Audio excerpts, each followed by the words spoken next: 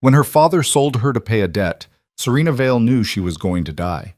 The Mafia boss who bought her, Adrian Russo, was a man feared across the city, a name whispered in dread.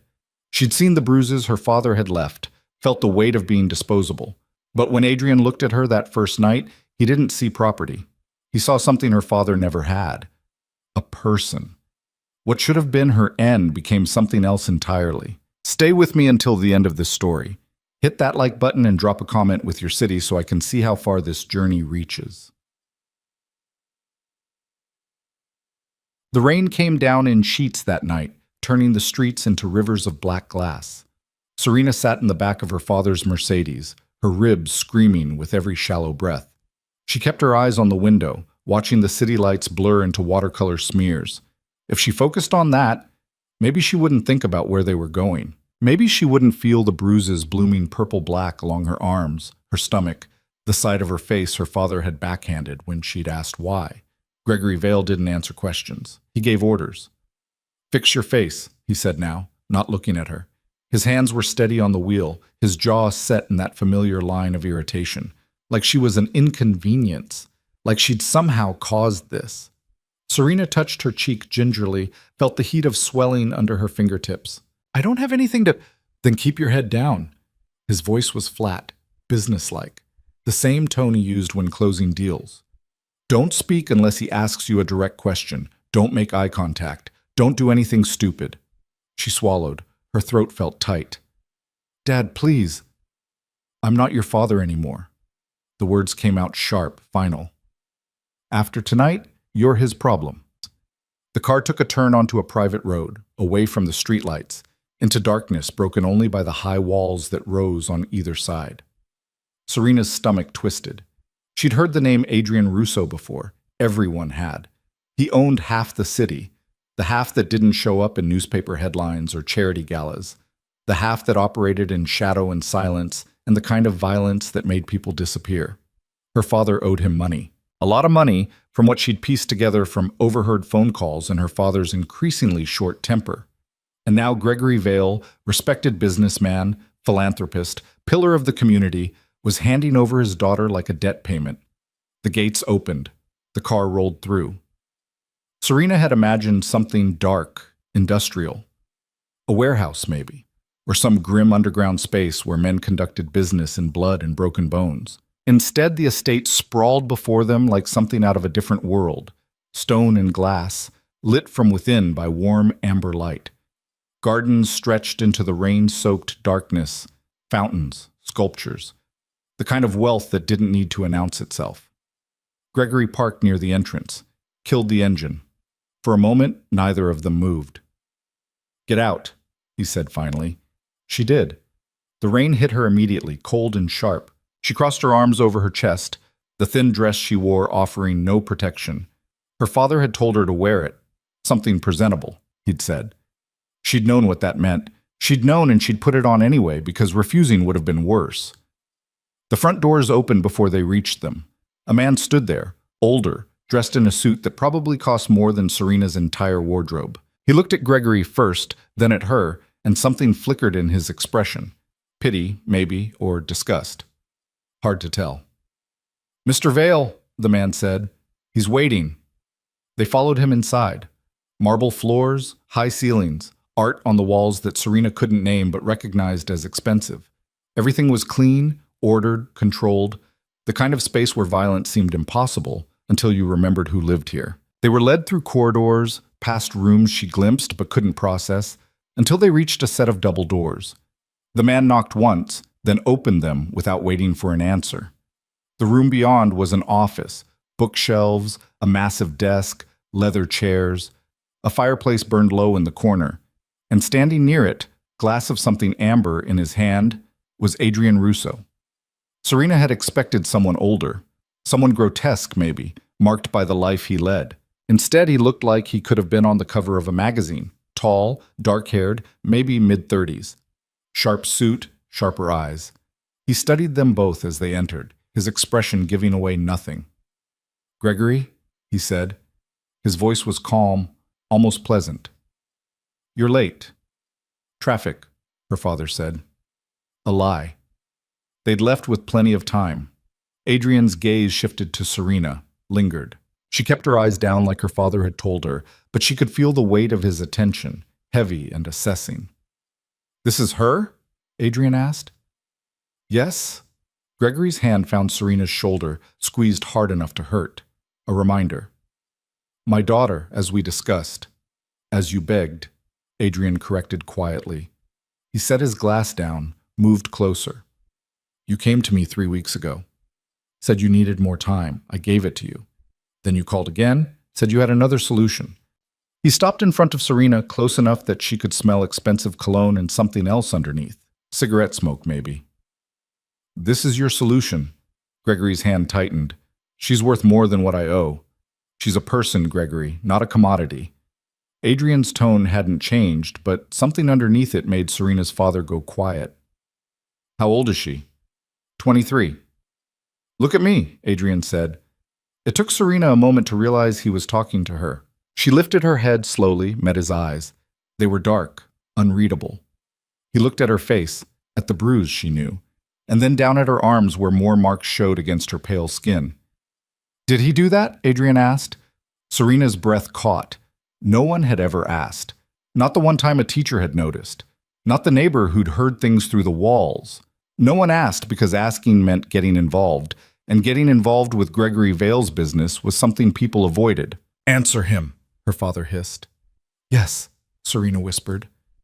Adrian's expression didn't change, but something shifted in the room, a temperature drop, a tightening. "Leave," Adrian said. Gregory blinked. "What?" "I said leave. We'll discuss the rest later. Go."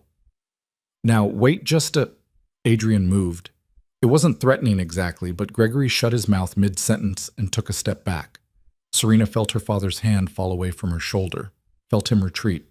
"We had a deal," Gregory said, voice tight. "And now we have a different one," Adrian replied. "I'll be in touch. Go." For a second, Serena thought her father would argue, would drag her back out to the car, find some other solution to his debt. But he didn't. He turned and walked out, and the door closed behind him with a soft click that sounded like the end of something. Serena stood there, shaking, from cold, from fear, from the reality that her father had actually done it, had actually traded her away and walked out without looking back. "Sit," Adrian said, gesturing to one of the chairs. She sat, perched on the edge, ready to run even though there was nowhere to go. Adrian returned to his spot by the fire, picked up his glass, took a sip. The silence stretched out, broken only by the crackle of burning wood and the rain against the windows. "You're hurt," he said finally. Serena nodded, didn't trust her voice. "When did he hit you?" "Tonight, before we came here, but also—" She stopped. Why was she telling him this? "Also what?" "Other times." The words came out small. "A lot of other times." Adrian was quiet for a moment, then, "Your ribs?" She touched her side without thinking, winced. "I think one might be cracked." "We'll have a doctor look at that." He moved to the desk, pressed a button on what looked like an intercom. "Marcus, get Dr. Chen. Tell her it's not optional."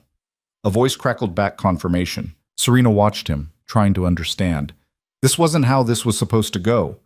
She was supposed to be, what, locked up? Claimed? Used? But he hadn't touched her, hadn't done anything except send her father away and call a doctor. "I don't understand," she said. Adrian looked at her. "What don't you understand?" "Why you're—" She gestured vaguely. "My father said that I was—" "Payment?" Adrian finished. "Yes, that's what he offered. But I'm not in the habit of accepting people as currency." "Then why did you agree to this?" "I didn't." He set his glass down again, leaned back against the desk. "I agreed to a meeting. Your father assumed the rest." Serena's head spun. "So what happens now?" "Now?" Adrian considered. "Now you get medical attention. Then you eat something if you're hungry. Then you sleep. Tomorrow, we'll figure out the rest." "I don't have anywhere to go," Serena said quietly. "If you send me back, I'm not sending you anywhere." The certainty in his voice made her look up. "Your father made it clear he doesn't want you back. And even if he did, I wouldn't allow it." Why not? Because, Adrian said simply, I've met men like Gregory Vale before. The kind who polish their image until it shines while everything underneath rots. The kind who hurt the people they're supposed to protect and call it discipline. The kind who... He stopped, seemed to catch himself. Let's just say I recognize what I'm looking at. The door opened. A woman entered, older, professional, carrying a medical bag. Dr. Chen, Serena assumed. This is Serena, Adrian said. She needs to be examined. Possible broken rib, various contusions. Make sure nothing's serious. Dr. Chen nodded, set her bag down, turned to Serena with a gentle expression. Let's take a look at you, honey. Adrian moved toward the door. I'll be downstairs if you need anything. Then he was gone, and Serena was left with this stranger who was being kinder to her than anyone had been in years.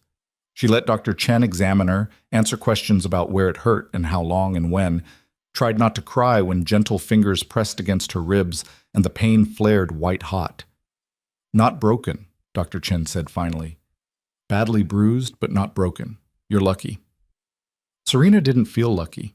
The doctor gave her something for the pain, cleaned the cut above her eyebrow, wrapped her ribs, talked to her in a low, soothing voice about rest and recovery and keeping the wounds clean. Then she packed up her things and left, and Serena was alone in the big office with the dying fire and the rain outside. She didn't know how long she sat there before the door opened again. Not Adrian this time, a different woman, younger, dressed in simple dark clothes. I'm Elena, she said with a slight accent. Russian, maybe. I'll show you to your room. My room. Yes, come. Serena followed because there was nothing else to do. They went upstairs, down another corridor lined with closed doors, until Elena stopped at one and pushed it open. The room beyond was bigger than Serena's entire apartment had been. A massive bed with white linens, windows overlooking the grounds, a bathroom she could see through an open door, all marble and soft lighting. There are clothes in the closet, Elena said. Probably not your size, but better than what you're wearing. Bathroom has everything you need. If you're hungry, there's a kitchen downstairs, or you can call and someone will bring something up. She pointed to a phone on the nightstand. Just press 0. Serena stared at her. Why are you being nice to me? Elena's expression softened. Because Mr. Russo told us to. But also because you look like you could use some kindness. She moved toward the door, paused. He's not what you think, you know. Mr. Russo. Everyone has stories, but... She shook her head. Get some rest. Things will make more sense in the morning. Then she was gone too, and Serena was alone. She moved through the room slowly, touching things to make sure they were real. The bed was soft. The clothes in the closet were expensive. Designer labels she recognized from stores she'd never been able to afford. In the bathroom, there were thick towels and fancy soaps and a tub big enough to drown in. She caught sight of herself in the mirror and stopped. The bruise on her face had darkened, purple spreading into blue. Her lip was split. Her eyes looked hollow, scared. She looked like a victim, like prey. She looked away. The shower was hot enough to hurt. She stood under it until the water ran clear, until her skin was pink and the shaking finally stopped. Changed into a t-shirt she found that hung to her knees, crawled into the bed and pulled the blankets up to her chin. Sleep didn't come. She lay there in the dark, listening to the rain, trying to understand what had happened. Her father had sold her, had driven her here, handed her over, and left. And Adrian Russo, the man who was supposed to be a monster, had sent him away and called a doctor, and given her a room with a door that locked from the inside. She knew because she'd checked. None of it made sense. Sometime near dawn, she finally slept. And when she woke, sunlight was streaming through the windows and someone was knocking softly on the door. Miss Vale? A voice, young, male. Mr. Russo asked me to let you know breakfast is ready, if you'd like some. Serena sat up, winced at the pull in her ribs. Okay, thank you. Footsteps retreated. She got up slowly, found clothes that almost fit, leggings and a sweater that was too big but warm. Made her way downstairs, following the smell of coffee and something cooking. The kitchen was huge, all stone counters and professional appliances. Adrian sat at an island in the center, reading something on a tablet, a cup of coffee at his elbow. He looked up when she entered. How do you feel? He asked. Sore. She hesitated in the doorway. But better. Sit. Elena made enough food to feed an army. Serena sat on the stool across from him. Elena appeared with a plate. Eggs, toast, fruit. Set it down with a smile and disappeared again. Eat, Adrian said. Then we'll talk. She ate. She was hungrier than she'd realized, and the food was good. Real. When she finished, Adrian pushed the coffee toward her. You take it black? I don't usually. Try it. Elena makes it better than anyone I know. She tried it. He was right. Adrian set the tablet aside, focused on her fully. I need to ask you some questions. They're going to be personal. If you're not ready, say so. Serena wrapped her hands around the coffee cup. Okay. How long has your father been hurting you? Since I was 14, after my mom died. And before that? Before that, he ignored me mostly. I was her problem. After she was gone, I was just in the way. Adrian's jaw tightened almost imperceptibly. Has he ever... He stopped. Has he hurt you in ways other than hitting? It took Serena a moment to understand what he was asking. No, just what you saw. Hitting, shoving. One time he threw a glass at me and I needed stitches, but nothing. Not that. Adrian nodded slowly. Good. That's good. Does anyone else know? Teachers, friends, police? I didn't have friends. Teachers don't ask if you keep your grades up and don't make trouble. And my father is Gregory Vale. People don't question him. No, Adrian said quietly. They don't. Serena set the coffee down. Why are you asking me this? Because I need to know what I'm dealing with. Your father didn't just owe me money, Serena. He's been borrowing from multiple sources, running schemes, cooking books. He's built an empire on debt and lies, and it's finally catching up to him. Bringing you here was his Hail Mary. If I accepted you as payment, he thought it would buy him time, leverage, maybe sympathy. He thought wrong. So what happens to him? That depends. Adrian leaned back. On you, partly. On me? Your father is going down. That's not a question.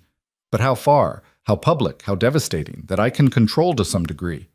The question is what you want. Serena stared at him. What I want? Yes. You. What do you want to happen? No one had ever asked her that before. What do you want? As if her wanting mattered. As if she had any say in how her life went. I don't know, she said honestly. That's fine. You don't have to know yet. Adrian stood, picked up his coffee. For now, you're safe here. You have a room, food, anything you need. Take time. Think about it. When you're ready, we'll talk about next steps. And if I want to leave? He looked at her steadily. Then you leave. You're not a prisoner, Serena. You never were. But my father, your father doesn't get a vote anymore. Adrian's voice was firm, final. Whatever happens next, it's your choice. Not his, not mine, yours. He left her there in the kitchen with the morning sun streaming through the windows and a strange, unfamiliar feeling spreading through her chest. Hope, maybe, or something close to it. The days that followed had a surreal quality. Serena moved through the estate like a ghost, never quite sure if she was guest or prisoner, despite Adrian's assurances. Elena brought her meals. Dr. Chen checked on her injuries. A young man named Marcus, the one who'd knocked on her door that first morning, made sure she had everything she needed. Adrian himself was often gone, disappearing for hours or full days into whatever business he conducted. But when he was there, he'd find her, ask how she was feeling, if she needed anything. Sometimes they'd talk, small things, surface things. Sometimes they'd sit in companionable silence. It was during one of these quiet moments, a week into her stay, that Serena finally asked the question that had been building. They were in what Adrian called the library, though it was more like a cathedral of books.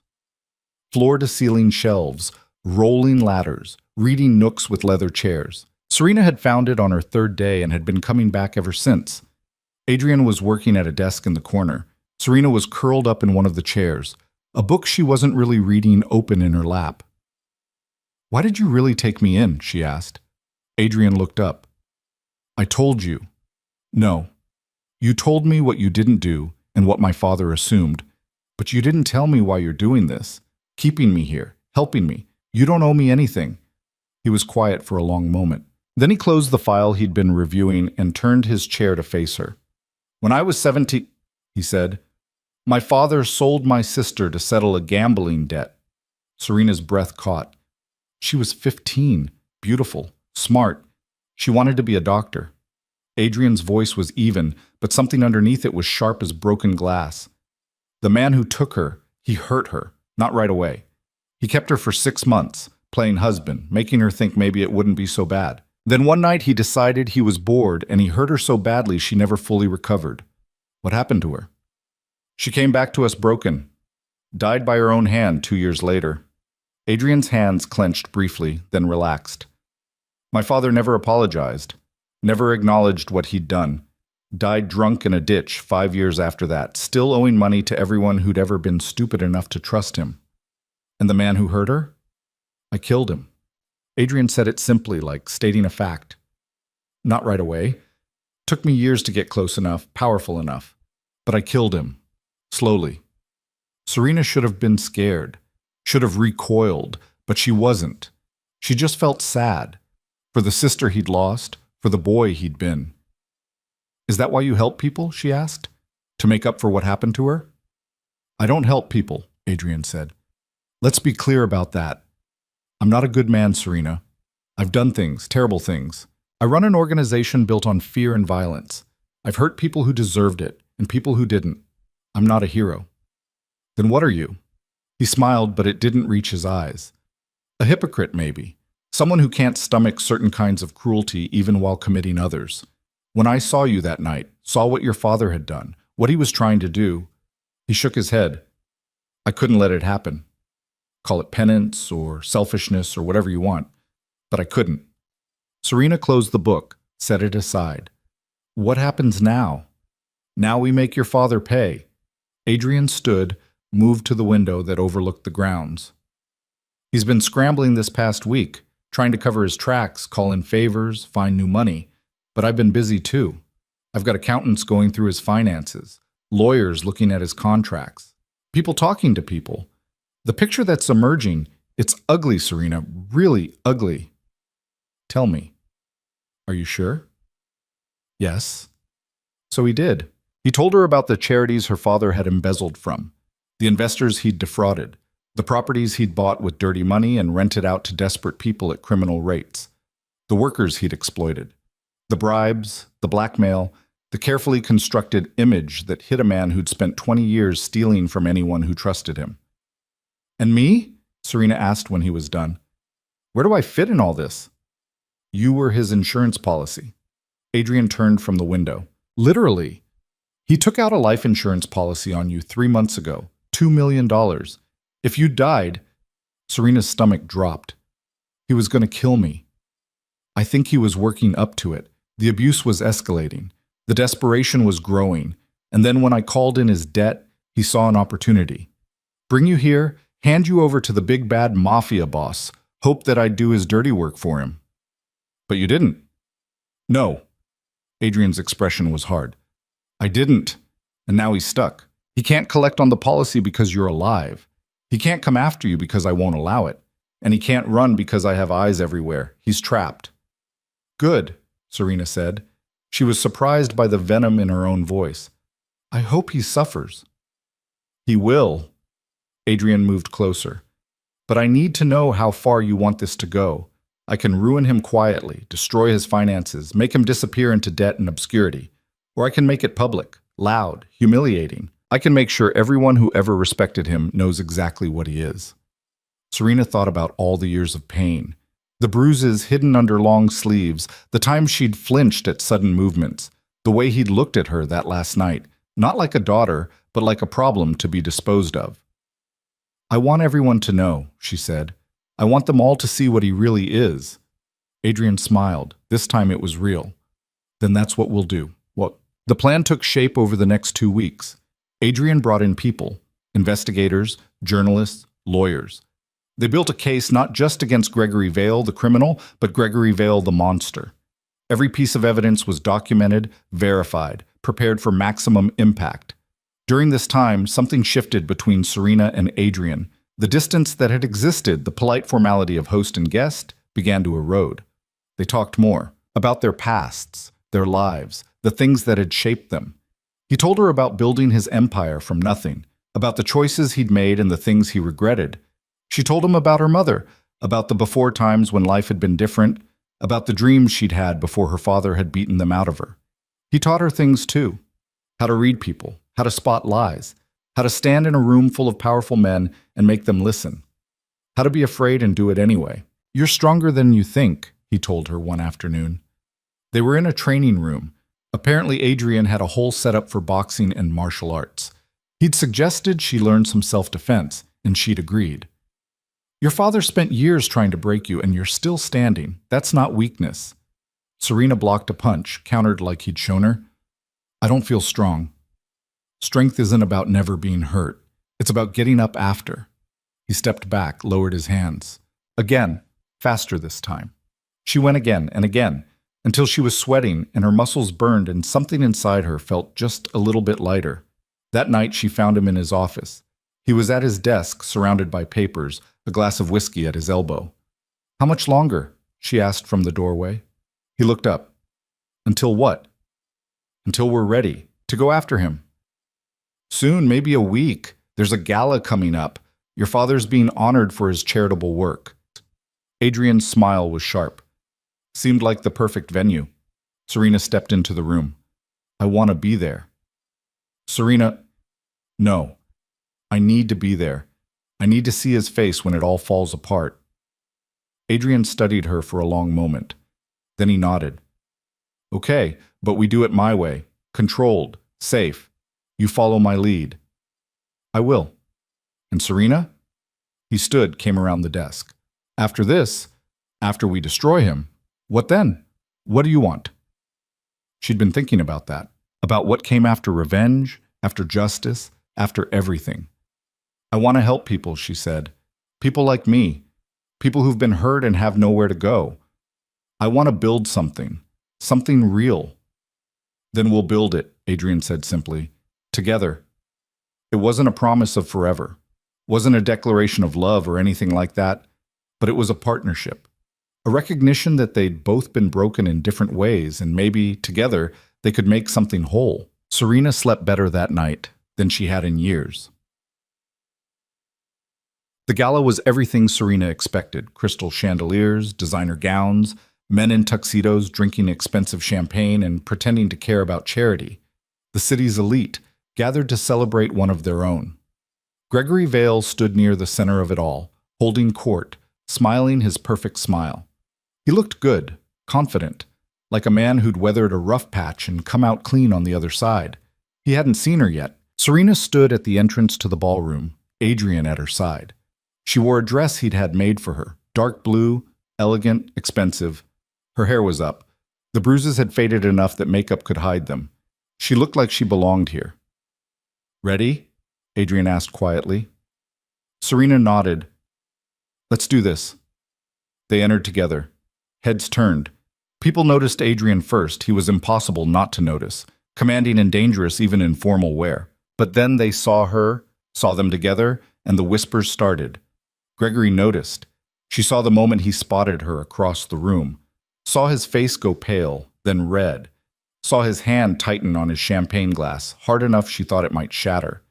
He started toward them, but Adrian's hand found the small of Serena's back, a gentle touch, grounding. "Not yet," he murmured. "Let him sweat."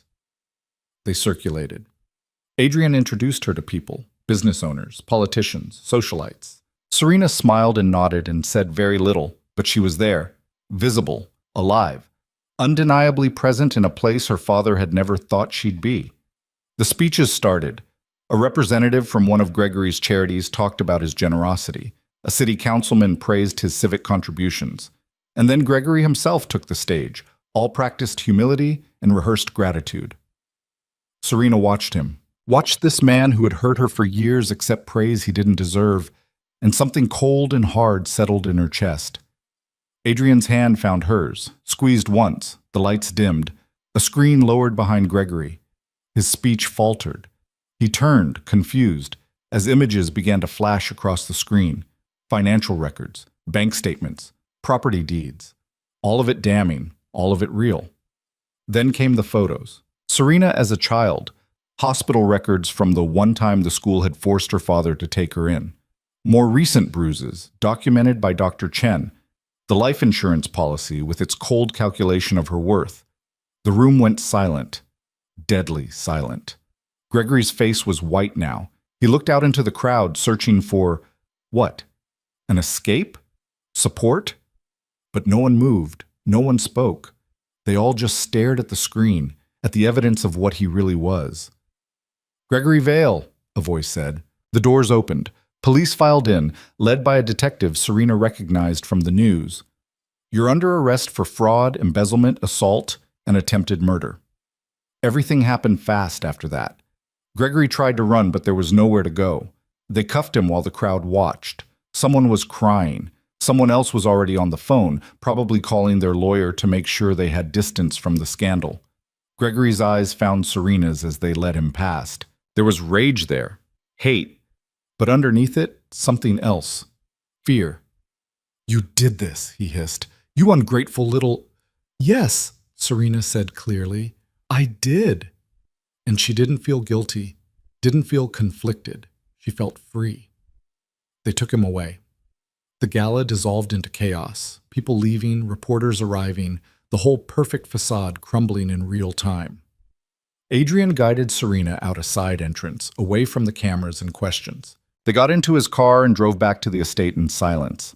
It was only when they were inside, when the doors were closed and locked and the world was shut out, that Serena finally let herself feel it. The weight lifting, the terror receding, the knowledge that her father would never hurt her again. "Thank you," she said to Adrian. He looked at her. "You did this. Not me." "We did it," she corrected. "Together." He smiled, reached out, tucked a strand of hair behind her ear in a gesture so gentle it made her chest ache. "What happens now?" he asked. The same question, but this time it felt different. "Now," Serena said, "we build something better." And they would. She knew it with absolute certainty. The path ahead wouldn't be easy.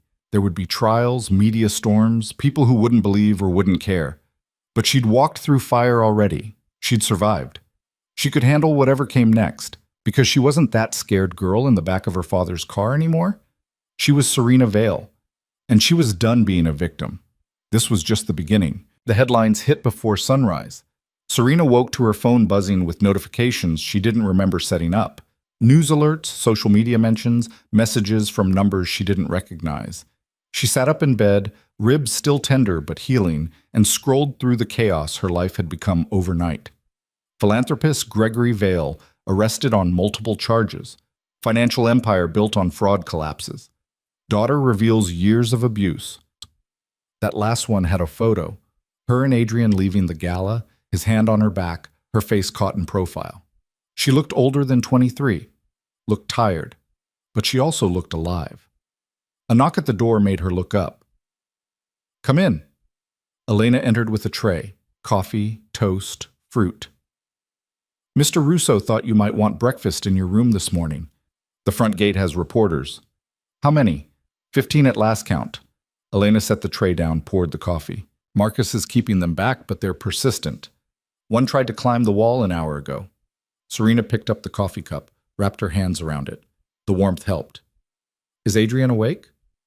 "He's been up since 4, on the phone with lawyers mostly." Elena hesitated. "He wanted me to tell you, you don't have to deal with any of this if you're not ready. He can handle the press, the questions, all of it."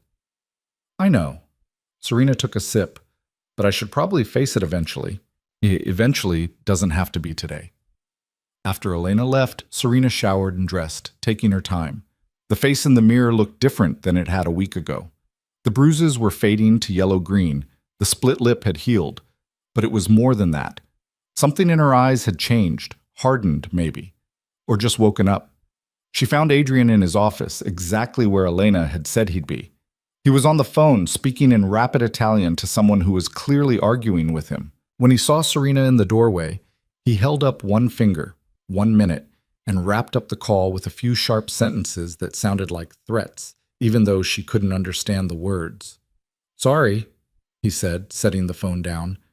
"My cousin thinks he knows better than I do how to handle a public relations nightmare." "Does he?" "No." Adrian gestured to the chair across from his desk. "How are you holding up?" Serena sat. "I've been better. I've also been worse." "Fair." He pushed a folder across the desk. "This is everything that's going to come out in the next 72 hours. Financial crimes, witness statements, forensic accounting. Your father's lawyers are already scrambling, but they don't have much to work with. The evidence is airtight." She opened the folder, scanned the first few pages. Numbers she couldn't fully process. Legal terminology that might as well have been another language. But the conclusion was clear enough. Her father was finished. "What about me?" she asked. "The reporters at the gate, what do they want? Your story, an interview, a statement, anything that'll get clicks." Adrian leaned back in his chair. "I can make them go away if you want, or I can arrange something controlled. One interview, your terms, no ambush questions." "With who?" "There's a journalist I trust, Sarah Chen. She's done work on corruption before, takes the long view. If you're going to talk to anyone, talk to her." Serena closed the folder. "What would I even say?" "The truth." Adrian's gaze was steady. "Or as much of it as you want to share. But Serena, you don't owe anyone your pain. Not the public, not the media. If you want to stay silent, that's your right." She thought about it. About staying hidden while other people told her story, shaped the narrative, decided what she was. Victim, survivor, pawn. Whatever label fit their agenda. "Set it up," she said. "The interview. I'll do it." Adrian nodded slowly. "Okay." "But we do it here in the estate. Controlled environment, and I'll be there if you want me there." "I do." The phone rang. Adrian glanced at the screen, frowned. "I need to take this. It's Detective Morris. He's handling your father's case." Serena stood to leave, but Adrian waved her back down. "Stay. This concerns you too," he answered on speaker. "Morris. Russo." The detective's voice was gravelly, worn down by too many years and too many cases. "We've got a problem." "What kind of problem?" "The kind where Gregory Vale's lawyers just filed for bail. They're claiming he's not a flight risk, has ties to the community, the whole song and dance. Judge is hearing arguments this afternoon." Adrian's expression went cold. "He's not getting out. I'm doing everything I can, but his lawyers are good. They're painting him as a victim of a vendetta, saying you orchestrated this whole thing to destroy a business rival. That's insane. Is it?" Morris didn't sound convinced. "Look, I believe the evidence. I know what he did. But Vale's got friends in places that matter, and they're calling in favors. I need something stronger, something that'll make the judge throw the bail request out without thinking twice." Adrian looked at Serena. She knew what he was asking without him saying a word. "The life insurance policy," she said. "That's attempted murder. He can't bail out on that." "We need proof of intent," Morris said. "The policy alone isn't enough. He can claim it was standard estate planning. We need something that shows he actually planned to kill you." Serena's mind raced. She thought back through the months before her father had brought her to Adrian, the escalating violence, the comments that hadn't made sense at the time but looked different now in hindsight. "He told me I was worthless," she said slowly, "multiple times. Said the world would be better off without me. I thought it was just, the usual cruelty. But there was this one night, maybe 6 weeks ago. He'd been drinking. He said something about how everyone has a value, even if it's only what they're worth, dead." Morris was quiet for a beat. "You remember the exact words?" "I think so. He said, even worthless things have value to someone, sometimes more dead than alive." Then he laughed. "That's good," Morris said. "That's really good. But I need more. Phone records, emails, anything that shows premeditation." Adrian's fingers were already moving across his keyboard. "I'll have my people dig deeper into his communications. If there's anything there, we'll find it. Do it fast. Bail hearing is at 2. The call ended. Adrian kept typing, sending messages, making calls. Serena watched him work, this man who'd somehow become her ally, her protector, Maybe something more complicated than either of those words could capture. You didn't have to tell Morris that, Adrian said without looking up, about what your father said to you. Yes, I did. It'll come out in court. You'll have to testify, repeat it in front of strangers. Defense attorneys will tear into it, try to make you sound unreliable. Let them try. Serena stood, moved to the window. Outside, she could see the reporters still clustered at the gate, cameras ready, waiting for something worth filming. I'm done being afraid of him. By noon, Adrian's people had found what they needed. Emails between Gregory and his financial advisor discussing the insurance policy in detail. Text messages to a contact saved only as Jay about handling the problem and making it look natural. Phone records showing calls to a known enforcer 2 days before Gregory had brought Serena to Adrian's estate. Morris called back at 1:30. We've got him. Judge denied bail. Vale's staying locked up until trial. Serena felt something release in her chest, a tension she hadn't realized she'd been carrying. There's more, Morris continued. We arrested the enforcer, guy named Jimmy Rourke. Small-time muscle, big-time stupid. He's already trying to cut a deal. Says Gregory hired him to, quote, take care of a family problem, unquote. Paid half up front, promised the rest after the job was done. Adrian's hand tightened on the phone. What was the job? Make it look like an accident. Break-in gone wrong, maybe, or a car crash. Something that wouldn't point back to Vale. Morris exhaled heavily. If you hadn't taken her in that night, we'd probably be investigating a homicide right now. After the call ended, Serena excused herself. She made it to her room before the shaking started, before the reality of how close she'd come crashed over her. She'd known, intellectually, that her father had planned to kill her. But hearing it confirmed, hearing the casual way he'd arranged her murder, like it was just another business transaction, that made it real in a way that hollowed her out. She sat on the edge of the bed, trying to breathe through it, trying not to fall apart. Another knock. Serena? Adrian's voice. Can I come in? Yeah. He entered, closed the door behind him, took in her state with one glance and sat beside her, close but not touching. I'm okay, she said. You're not, and that's okay too. He really was going to kill me. The words came out small, broken. His own daughter. I know. What kind of person does that? The kind who only sees people as assets or liabilities. Adrian's voice was quiet. The kind who never should have been a father. Serena wiped at her eyes, angry at the tears. I don't want to cry over him anymore. He doesn't deserve it. You're not crying over him. You're crying over what should have been and wasn't. That's different. They sat in silence for a while. Eventually, Serena's breathing steadied. The shaking stopped. Thank you, she said, for everything, for keeping me safe, for believing me. You don't have to thank me. I do, though. She looked at him. You could have just paid off my father's debt and sent us both away. But you didn't. Why? Adrian was quiet for a long moment. Because I know what it's like to be powerless. To watch someone hurt the people you love and not be able to stop it. When I saw you that night, I saw my sister, and I couldn't just walk away. Is that all I am to you? A second chance? No. He met her eyes. At first, maybe. But not anymore. Then what? He smiled, sad and small. I'm still figuring that out. The interview with Sarah Chen happened 3 days later. She arrived mid-morning, professional but warm, carrying a recorder and a notebook, and none of the aggressive energy Serena had braced herself for. They sat in the library, Serena's favorite room in the estate. Adrian stayed nearby but out of frame, his presence a silent reassurance. Sarah asked gentle questions at first, about Serena's childhood, her mother, what life had been like before the abuse started. Serena answered carefully, aware that every word would be printed, analyzed, judged. But Sarah had a way of listening that made it easier, like she actually cared about the answers beyond their headline value. Then the questions got harder. When did you realize your father intended to kill you? Sarah asked. Serena took a breath. When the detective told me about the enforcer he'd hired. Before that, I knew he hated me, knew he hurt me. But I didn't let myself think he'd actually go that far. That must have been terrifying. It was. It still is sometimes. I wake up and forget for a second that he's in jail, that he can't get to me.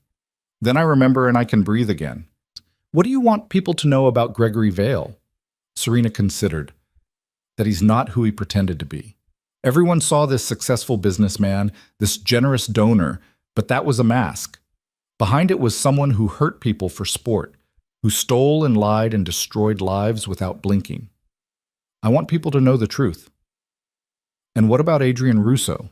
Sarah's gaze shifted briefly to where Adrian sat.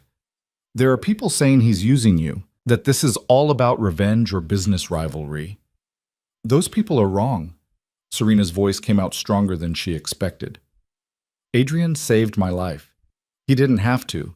He could have turned me away or worse, but he gave me safety and time and the resources to fight back. I'm not some pawn in a gang war.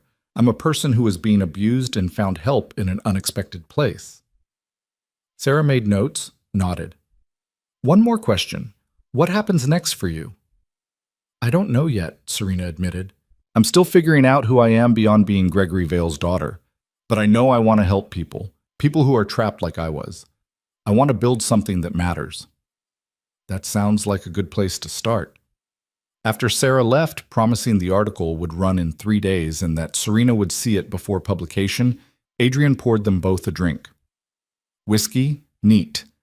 Serena took hers and sat on the couch, exhausted but also lighter somehow. You did good, Adrian said, settling into the chair across from her. I didn't cry. I'm calling that a win. You were honest. That's better than a win. Serena sipped the whiskey, felt it burn.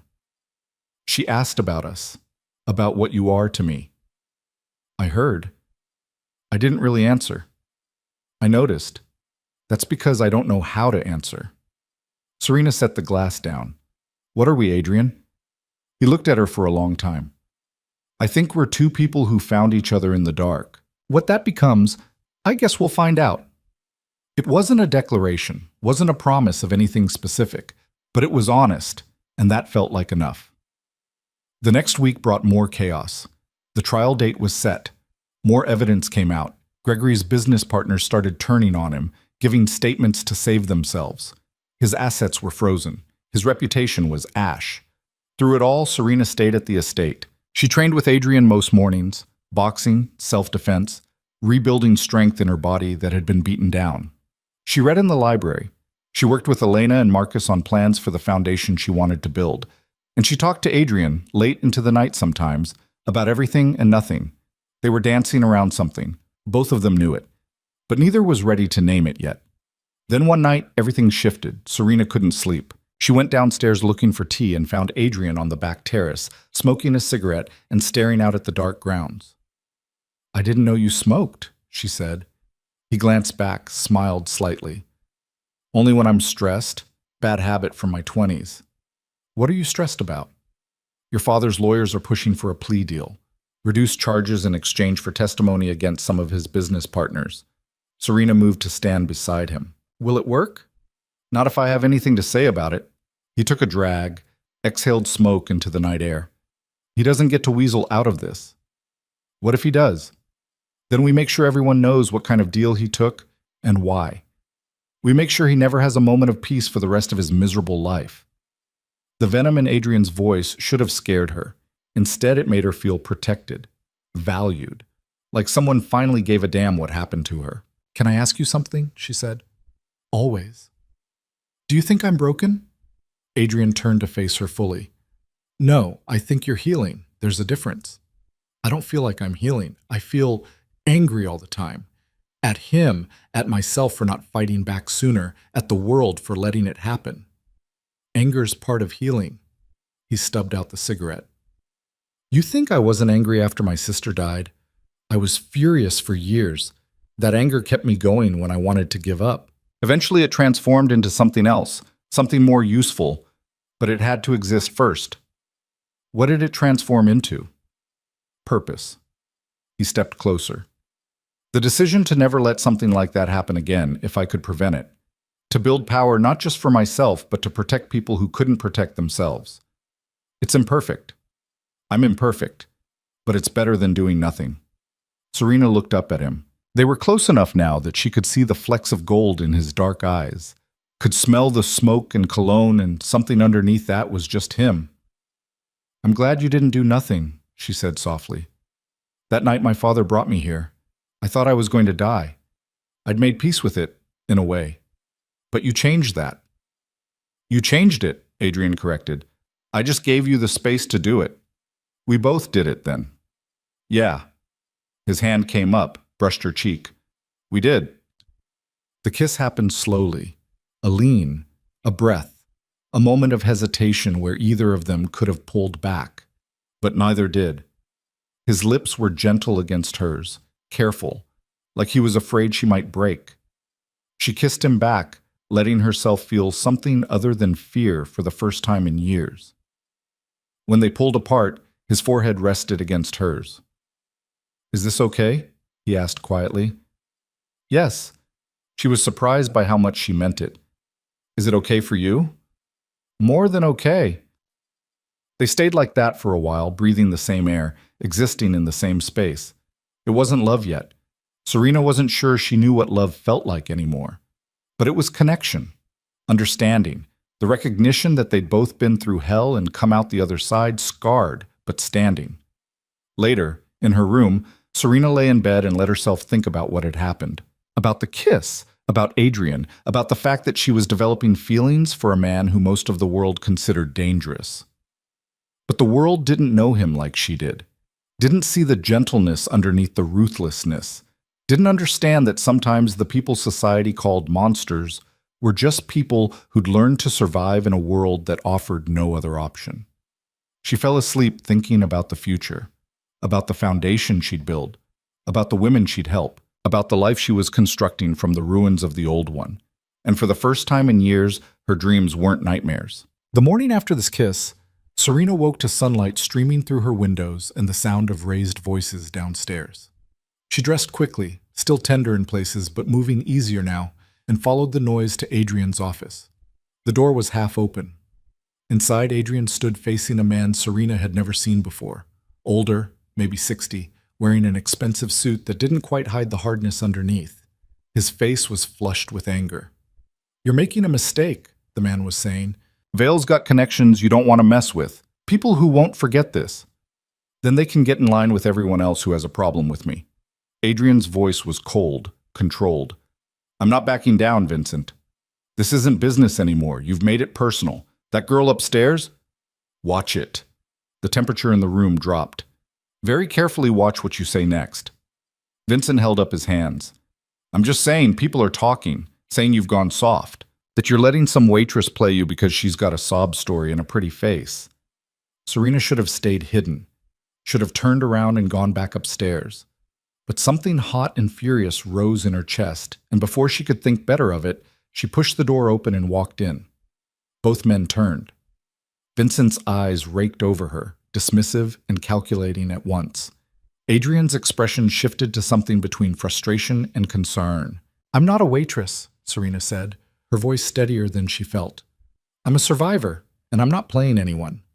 Vincent smiled, sharp and ugly. "So she speaks. Adrian, you want to introduce us properly, or should I guess?" "Vincent Caruso," Adrian said flatly, "my business partner, or he was until about 30 seconds ago." "Don't be dramatic." Vincent's attention stayed on Serena. "You know what you've done, girl? You've painted a target on your back. Vale's people, they're not going to just let this go. You humiliated him, destroyed him publicly. That has consequences." "Good," Serena said. "He deserves worse than humiliation." "Maybe he does. But you think you're safe here? You think Adrian can protect you from everyone who wants to use you to get to him?" Vincent shook his head. "You're a liability, and liabilities get people killed." Adrian moved between them, his body language pure threat. "Get out. Adrian, out, now. Before I forget, we used to be friends." Vincent stared at him for a long moment, then shrugged. "Your funeral." He headed for the door, paused next to Serena. "Watch your back, sweetheart. This world eats girls like you alive." Then he was gone, his footsteps echoing down the hall. Serena's hands were shaking. She crossed her arms to hide it. "Is he right?" About what? Adrian's jaw was tight. About me being a liability. About putting a target on my back. Serena. No, I need to know. Am I putting you in danger by being here, by going after my father? Adrian exhaled slowly, ran a hand through his hair. Vincent's scared. Your father had deals with some of his associates, and now those deals are falling apart. He's looking for someone to blame. That's not an answer. Fine. Yes, there are people who aren't happy about what's happening to Gregory Vale. People who did business with him, people who owe him favors, people who think I've overstepped. But those people were always going to be a problem. You didn't create that. You just brought it into the light. Serena moved to the window, looked out at the grounds. He called me a liability. He's wrong. Is he? She turned back to face Adrian. Be honest with me. Has this whole thing, has me being here, made your life harder? Adrian was quiet for a moment. Then he crossed the room to stand in front of her.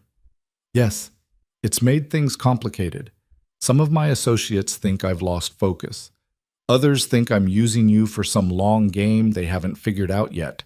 And there are people like Vincent who think you're a weakness they can exploit. The honesty hurt, but Serena appreciated it more than a comforting lie would have.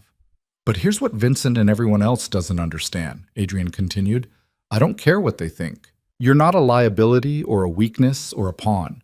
You're a person who deserved better than what you got, and I'm not going to apologize for giving you a safe place to land. Even if it costs you? Even then. His hand found hers. Last night wasn't a mistake, Serena. I need you to know that. It wasn't a mistake for me either. She squeezed his hand. But I also need to know what I'm walking into. If there are people out there who want to hurt me to get to you, then they'll have to go through me first. Adrian's eyes were hard. And I promise you, they won't make it. A knock interrupted them. Marcus appeared in the doorway, his expression serious. Sorry to interrupt, but Detective Morris is here, says it's urgent. Morris looked exhausted when they met him in the sitting room. He declined coffee, got straight to business. We've got a problem, he said. Gregory Vale was attacked in jail last night. Serena's stomach dropped. Is he?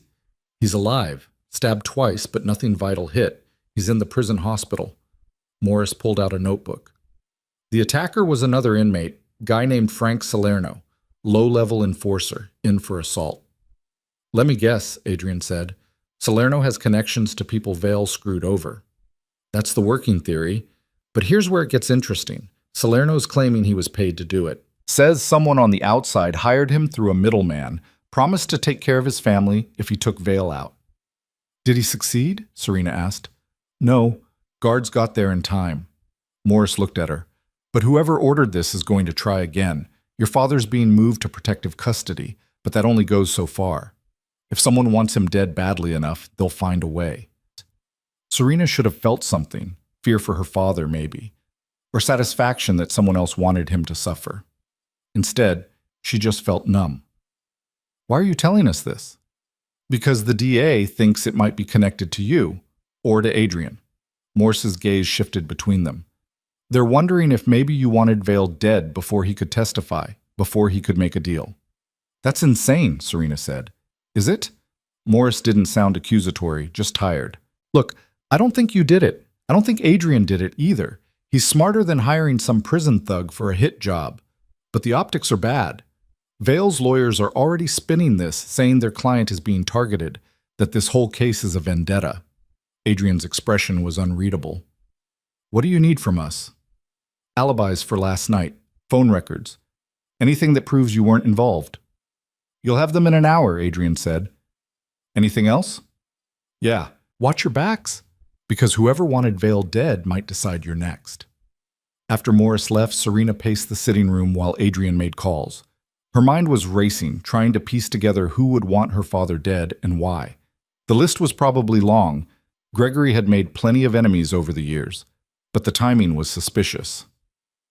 Right as everything was falling apart, right as he was considering a plea deal. Stop, Adrian said, hanging up his phone. Stop what? Spiraling. I can see it happening. Serena stopped pacing, turned to face him. Someone tried to kill my father in jail. The police think we might be involved. How am I supposed to not spiral? By remembering that we didn't do this. We have nothing to hide. He moved toward her. Morris is just covering his bases. He knows we're clean. Do we know who actually did it? I'm making calls. If it's someone in my world, I'll find out. And if it's not, then we deal with it when we know more. Adrian's phone buzzed. He glanced at it, frowned. I need to handle this.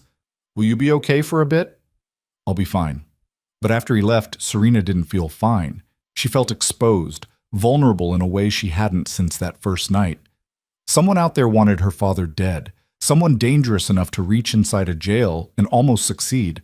And if they decided she was a problem too, she went to the library trying to lose herself in a book, but the words wouldn't stick. Her mind kept returning to Vincent's warning. This world eats girls like you alive. Elena found her there an hour later. You okay? Everyone keeps asking me that. That's because you look like you're about to shatter. Elena sat across from her. What happened? Serena told her about the attack, about Morris's visit, about the implications.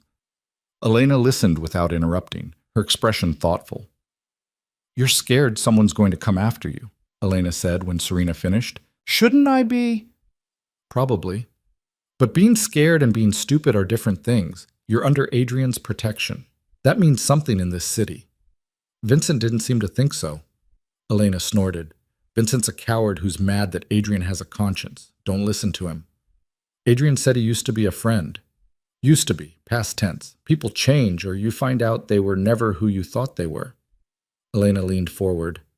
Look, I've worked for Adrian for 8 years. I've seen him do things that would give you nightmares, but I've also seen him protect people who had no one else. He's not a saint, but he's not a monster either. And he cares about you. Anyone with eyes can see that. That's what scares me, Serena admitted. What if caring about me gets him hurt? Then that's his choice to make, not yours. Elena stood. Come on, sitting here thinking in circles isn't helping anyone. Let's go do something useful. Serena followed her to the kitchen, where Elena put her to work chopping vegetables for dinner. It was oddly calming, the repetitive motion, the simple task. They worked in comfortable silence for a while before Elena spoke again. Can I ask you something personal? Sure.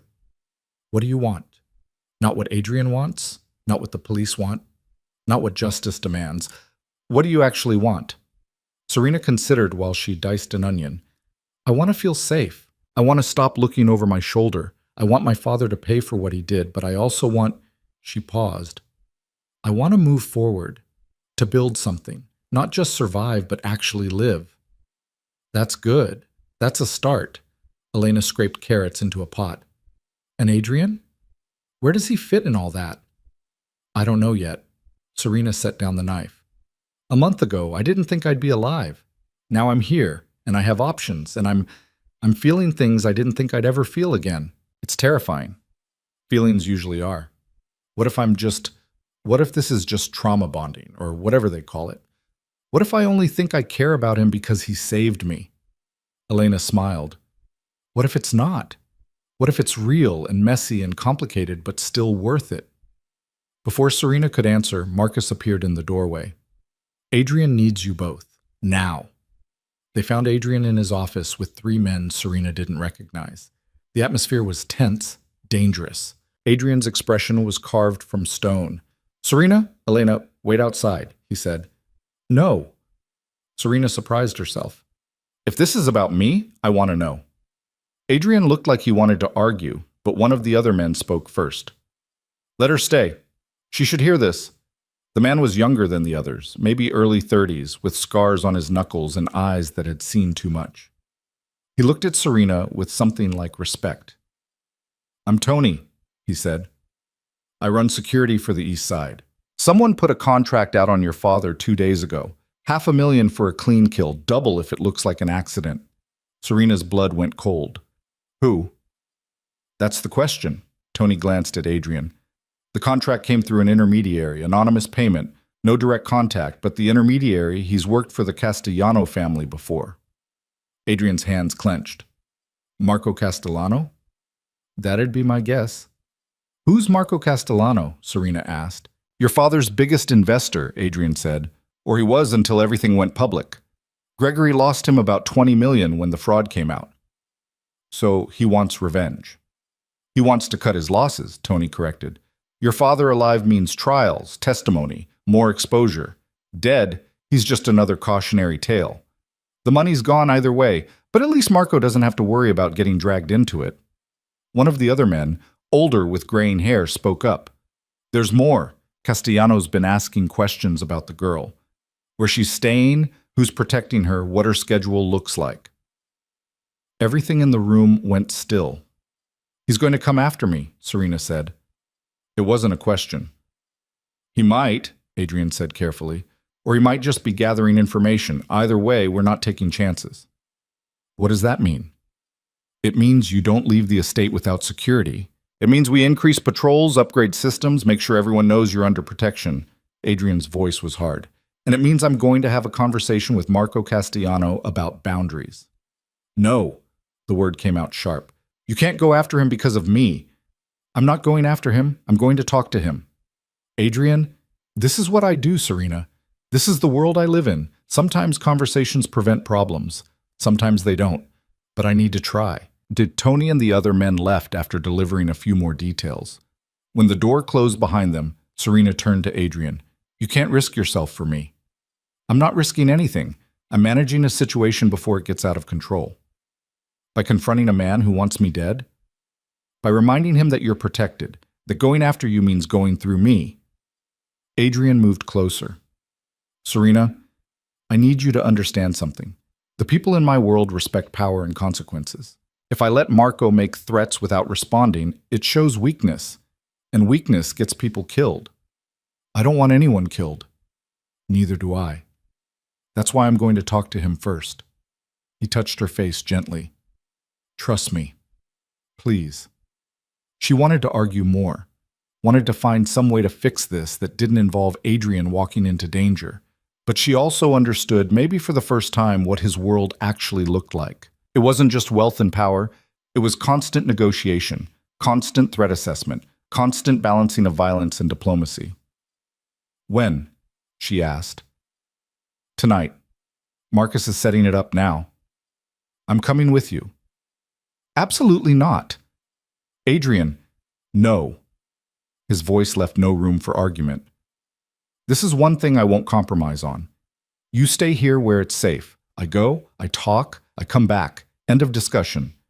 Serena wanted to fight him on it, but she could see it wouldn't work. Fine, but if something happens to you, it won't. He left at 8, taking Marcus and 2 other men whose names Serena didn't know. She watched from the window as the cars pulled away, her stomach in knots. Elena appeared beside her with tea. He'll be fine. He's done this 100 times. That doesn't make it less terrifying. No, but it's who he is. Elena handed her the cup. You need to decide if you can live with that, because this, the danger, the uncertainty, the world he operates in, it doesn't go away. It's always going to be part of the package. Serena sipped the tea, tasted chamomile and honey. Did you ever have to make that choice? No. I came to work for Adrian knowing what he was. But you got thrown into this. That's different. I don't know if I can do this long term, Serena admitted. Be with someone who might not come home, who has enemies that want to hurt him. Then you need to figure that out before you get in any deeper. Elena's voice was gentle but firm. Because he's falling for you. Anyone can see it. And if you're not sure you can handle his world, it's kinder to walk away now than later. The words sat heavy in Serena's chest. She thought about Adrian's kiss, about the way he looked at her like she mattered, about the safety she felt when he was near and the terror when he wasn't, about the future she wanted to build and whether it had room for someone like him. She was still thinking about it 2 hours later when the cars returned. Serena met Adrian at the door, searching his face for signs of injury, of violence, of anything wrong. I'm fine, he said before she could ask. What happened? Let me pour a drink first. In his office, Adrian poured himself whiskey, and one for Serena too. He drank half of his before speaking. Marco and I came to an understanding, he said. He cancels the contract on your father. He stops asking questions about you. In exchange, I don't make an issue of his involvement in Vale's schemes. That's it? That's it. We shook hands. He knows crossing me would be bad for business. I know pushing him too hard would start a war neither of us wants. So we walked it back. Serena wanted to feel relieved, but something in Adrian's expression worried her. What aren't you telling me? He finished his drink, set the glass down carefully. Marco had a message for you. Said to tell you that your father's death would have been a kindness. That what's coming for him in court, in prison, in the years ahead, it'll be worse than anything a quick death could offer. He said you should think about that. Is he right? Probably. Adrian's eyes met hers. Gregory's going to spend the rest of his life locked up, his reputation destroyed, everyone knowing what he really was. No money, no power, no escape. For a man like him, that might actually be worse than death. Good, Serena said quietly. I want him to suffer. Does that make me a bad person? No, it makes you human. Adrian moved closer. But Serena, at some point you're going to need to let go of the anger. Not for him, for you, because carrying that much hate, it'll poison you eventually. I know. She leaned into him when he pulled her close. I'm just not ready yet. That's okay. You've got time. They stood like that for a while, wrapped in each other, both of them carrying weight they couldn't quite name.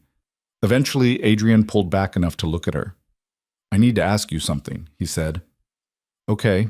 Are you staying because you want to, or because you don't have anywhere else to go? The question caught her off guard. Why are you asking? Because I need to know. If you're here because you feel obligated, or because you're scared to be alone, or because you think you owe me something, I need you to tell me, so I can stop falling for you before it gets any worse. Serena's breath caught. You're falling for me? Yes. No hesitation. I have been since the night you told your father you exposed him. Since I saw you stand there, broken but not beaten, and own what you'd done. I'm falling for you, and it's going to hurt like hell if you're not in this for the right reasons. What are the right reasons? Because you want to be. Because when you think about the future, I'm in it. Because this, he gestured between them, is something you want to fight for. Serena thought about Elena's question earlier. What do you want? Not what anyone else wanted, not what made sense, not what was safe or logical or expected. What did she actually want? I'm scared, she said finally. I'm scared of your world, of the danger, of the fact that I might lose you. I'm scared that I don't know how to be in a relationship because every example I ever had was toxic. I'm scared that I'm not strong enough for this. That's not an answer. I know. She took a breath, but I'm staying anyway. Because when I think about leaving, about going somewhere else and building a life without you in it, it feels wrong, incomplete. You saved my life, Adrian, but it's more than gratitude. I don't know what to call it yet, but it's real. His forehead touched hers. That's good enough for now. Is it? Yeah. We'll figure out the rest as we go. They kissed, slower this time, deeper. When they finally pulled apart, Serena felt something shift. A decision made, a line crossed. Whatever came next, they'd face it together. The trial was still ahead. Her father's reckoning. The foundation she wanted to build. All of it waiting, demanding attention and energy and courage she wasn't sure she had. But for tonight, she let herself just be here, safe in Adrian's arms, alive despite everything, building something new from the wreckage of the old. It wasn't perfect. Neither of them were. But maybe that was the point. The trial started on a gray morning in October, 3 months after Serena had walked into that gala and watched her father's world collapse. She dressed carefully that day, a navy suit Adrian had bought her, hair pulled back, minimal makeup. She wanted to look strong, composed, nothing like the broken girl her father had tried to erase. Adrian drove her to the courthouse himself, Marcus following in a second car with 2 more security guys whose names Serena still mixed up. The media was already camped outside, cameras and microphones forming a gauntlet they'd have to pass through. You ready? Adrian asked, his hand finding hers. No, but I'm doing it anyway. They got out of the car to an explosion of questions and camera flashes. Serena kept her eyes forward, Adrian's hand firm on her back as they pushed through the crowd. She caught fragments of shouted questions. Miss Vale, how do you feel? Is it true you're living with Adrian Russo? Do you want your father to get the death penalty? Inside was quieter, but no less intense. The prosecutor, a sharp woman named Linda Hartwell, met them in the hallway outside the courtroom. "How are you holding up?" Linda asked Serena. "I've been better." "You're going to testify today. Defense is going to try to rattle you, make you seem unstable or vindictive. Don't let them." Linda's eyes were kind but firm. "Just tell the truth. That's all we need." The courtroom was packed. Serena spotted reporters in the gallery, victims of her father's fraud schemes, former business associates maintaining careful distance. And there, at the defense table in an orange jumpsuit that stripped away every last piece of his polish, sat Gregory Vale. He looked smaller than Serena remembered, thinner. His hair had gone more gray, and there were lines around his mouth that hadn't been there before. When his eyes found hers across the room, she saw rage and something that might have been fear. Good. Let him be afraid for once. The judge entered, an older black woman with silver hair and an expression that suggested she'd seen every trick in the book and wasn't impressed by any of them. The trial began with opening statements. Linda laid out the case methodically: fraud, embezzlement, assault, attempted murder. Each charge backed by mountains of evidence, witness testimony, paper trails Gregory had thought he'd hidden well enough. The defense attorney, a slick-looking man named Richard Porter, painted a different picture. A successful businessman targeted by vengeful criminals and a troubled daughter with mental health issues. Gregory Vale as victim, not perpetrator. Serena's hands clenched in her lap. Adrian's thumb rubbed circles on her wrist, steady and grounding. The first witnesses were the financial experts, walking the jury through the labyrinth of shell companies and fraudulent transactions. It was dry, technical, but necessary. Serena watched the jury's faces, trying to gauge what they were thinking. A few looked confused by the complexity. Others looked angry. Then came the victims. A retired teacher who'd invested her pension in one of Gregory's schemes and lost everything. A small business owner who'd been promised contracts that never materialized. A charity director whose organization had been gutted by Gregory's embezzlement. One by one, they told their stories, and with each one, the air in the courtroom got heavier. Gregory sat expressionless through it all, occasionally leaning over to whisper to his lawyer. Serena wondered what he was saying. Was he trying to spin it, find some angle that would save him? Or was he finally realizing there was no way out? The trial recessed for lunch. Adrian took Serena to a small room the prosecution had set aside for them, away from the cameras and crowds. "You okay?" he asked, handing her a bottle of water. "I don't know." Watching all those people, hearing what he did to them, Serena twisted the cap off the bottle. "I knew he was bad, but hearing it all laid out like that, it's different. He hurt a lot of people, including me." She took a sip of water. "Linda said I'm testifying this afternoon. I thought it would be tomorrow." "Change of strategy. They want your testimony fresh in the jury's mind before the weekend." Adrian sat beside her. "You don't have to do this. You could invoke your Fifth Amendment rights, refuse to testify." "No, I need to do this." Serena set the water down. "He needs to hear me, needs to know I'm not afraid anymore." "You're sure?" "I'm sure." When court reconvened, Linda called Serena to the stand. The walk from her seat to the witness box felt like miles. She was sworn in, her hand on a Bible she didn't believe in, promising to tell the truth. As if she'd come this far to lie now. Linda started with easy questions: her name, her age, her relationship to the defendant, establishing the basics. Then the questions got harder. "Miss Vale, can you describe your relationship with your father?" Serena took a breath. "He was my father biologically, but he wasn't a parent. After my mother died when I was 14, he changed, or maybe he just stopped pretending." "What do you mean by that?" "He became violent, angry all the time. I tried to stay out of his way, but it didn't matter. If I spoke too loud or got a grade he didn't like, or just existed wrong, he'd hit me." "Can you give an example?" "When I was 16, I forgot to pick up his dry cleaning on my way home from school. He backhanded me hard enough that I hit the wall, gave me a concussion. He told the hospital I'd fallen down the stairs." Gregory's lawyer stood. "Objection? Relevance." "Your Honor, this establishes a pattern of abuse that directly relates to the attempted murder charge," Linda said. "I'll allow it. Continue." Linda walked Serena through years of abuse. The broken ribs, the split lips, the fear that had become her normal. Serena kept her voice steady, factual, refusing to cry even when the memories threatened to choke her. She could feel the jury watching her, feel their horror and sympathy. Then Linda brought out the insurance policy. Miss Vale, were you aware your father had taken out a $2 million life insurance policy on you? Not until Detective Morris told me about it, no.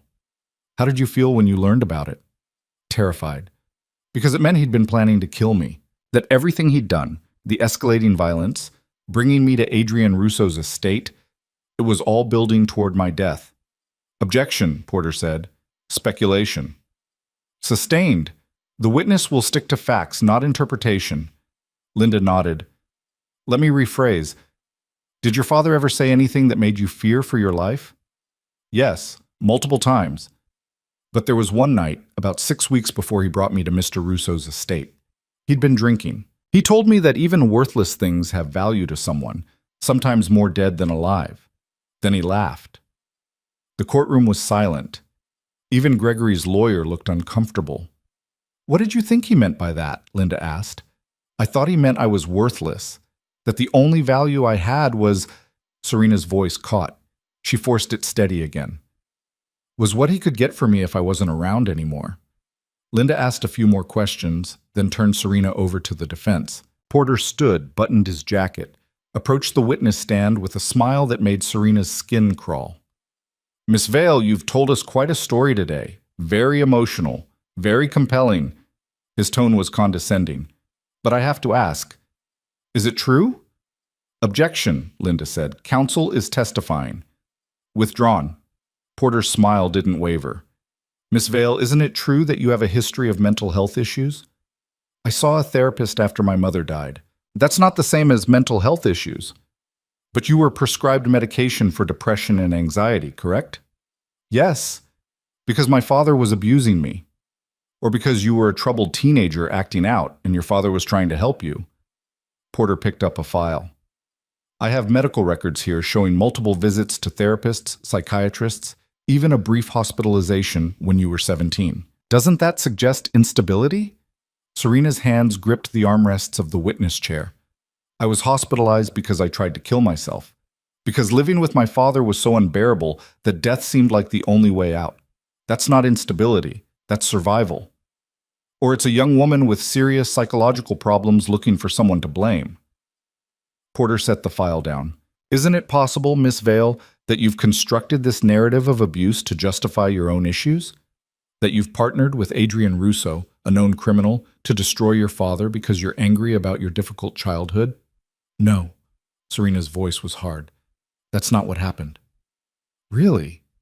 Because it seems convenient that right when your father's business was struggling, right when he owed Mr. Russo money, you suddenly appear with these accusations. Almost like it was planned. It wasn't planned. He beat me for 9 years. He tried to have me killed. That's not a narrative.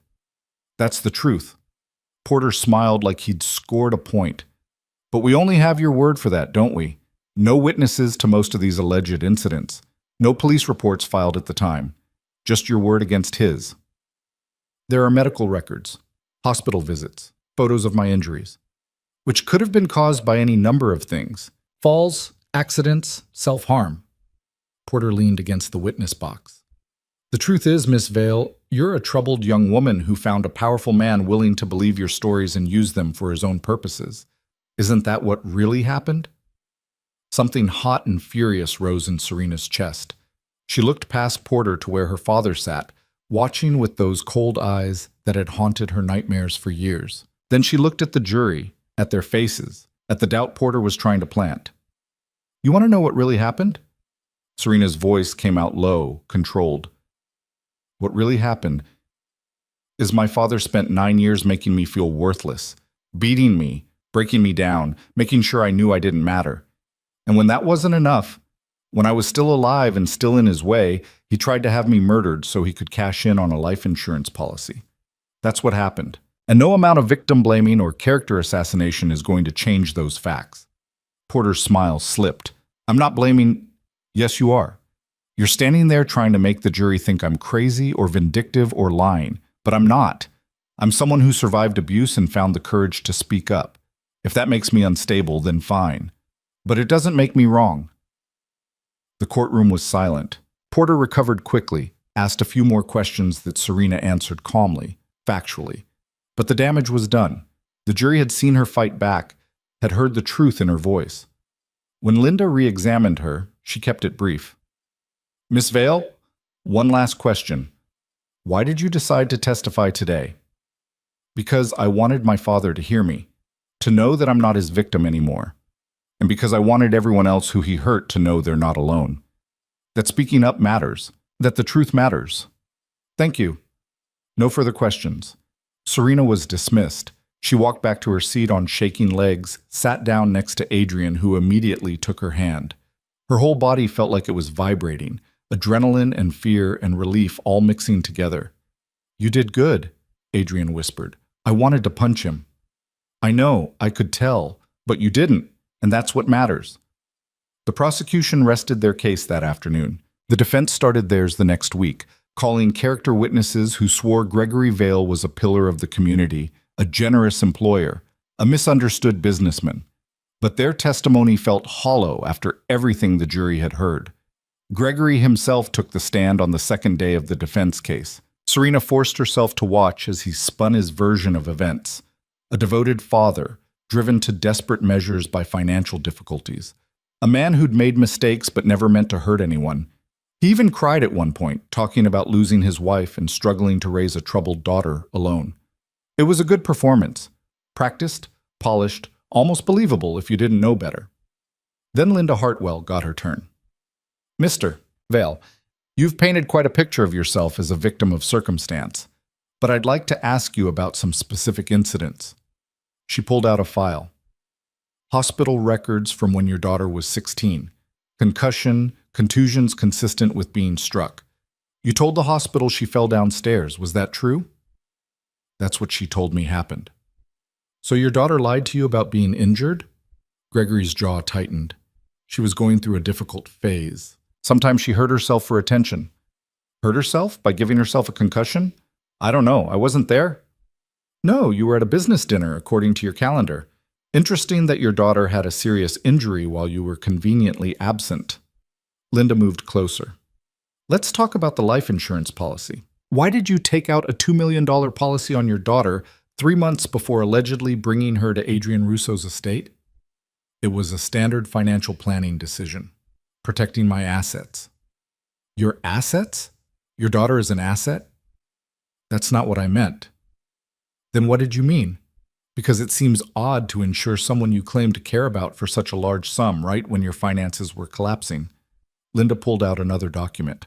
We have emails between you and your financial advisor discussing this policy. In one, you write, and I quote, "The girl might be the only way out of this mess." What did you mean by that? Gregory's composure cracked slightly. I meant I was considering asking her to get a job, help with expenses. A job that would pay $2 million? You're twisting my words. I'm reading your own emails, Mr. Vale. Linda's voice was sharp. Let's talk about Jimmy Rourke. Did you hire him to kill your daughter? No, absolutely not. Mr. Rourke says otherwise. He's willing to testify that you paid him $25,000 up front to make her death look like an accident. He's lying. Why would he lie? He's facing serious charges. Cooperating with prosecutors is his only chance at a reduced sentence. What would he gain from falsely implicating you? Gregory didn't answer immediately. His lawyer whispered something to him, but Linda didn't give him time to regroup. You can't answer because there's no good answer, is there? The truth is, you hired Rourke to kill your daughter so you could collect on that insurance policy and pay off your debts. Isn't that what really happened? No, Gregory said, but his voice lacked conviction. Linda asked more questions, each one peeling away another layer of Gregory's facade. By the time she was done, he looked exactly like what he was, a desperate man caught in his own lies. The defense rested. Closing arguments happened 2 days later. Linda was methodical, walking the jury through every piece of evidence, every witness, every lie Gregory had told. Porter tried to salvage it, but there wasn't much he could do with a case built on smoke and mirrors. The jury deliberated for 6 hours. Serena spent that time in the small room with Adrian, unable to eat or sit still. What if they didn't believe her? What if Gregory's lawyers had planted enough doubt? What if he walked free? Stop, Adrian said finally. You're going to make yourself sick. I can't help it. Come here. He pulled her into his arms, held her while she tried to breathe through the panic. Whatever happens, we deal with it. Together. The call came at 4:30. The jury had reached a verdict. Back in the courtroom, Serena sat between Adrian and Linda, her heart hammering so hard she thought everyone could hear it. The jury filed in, their faces unreadable.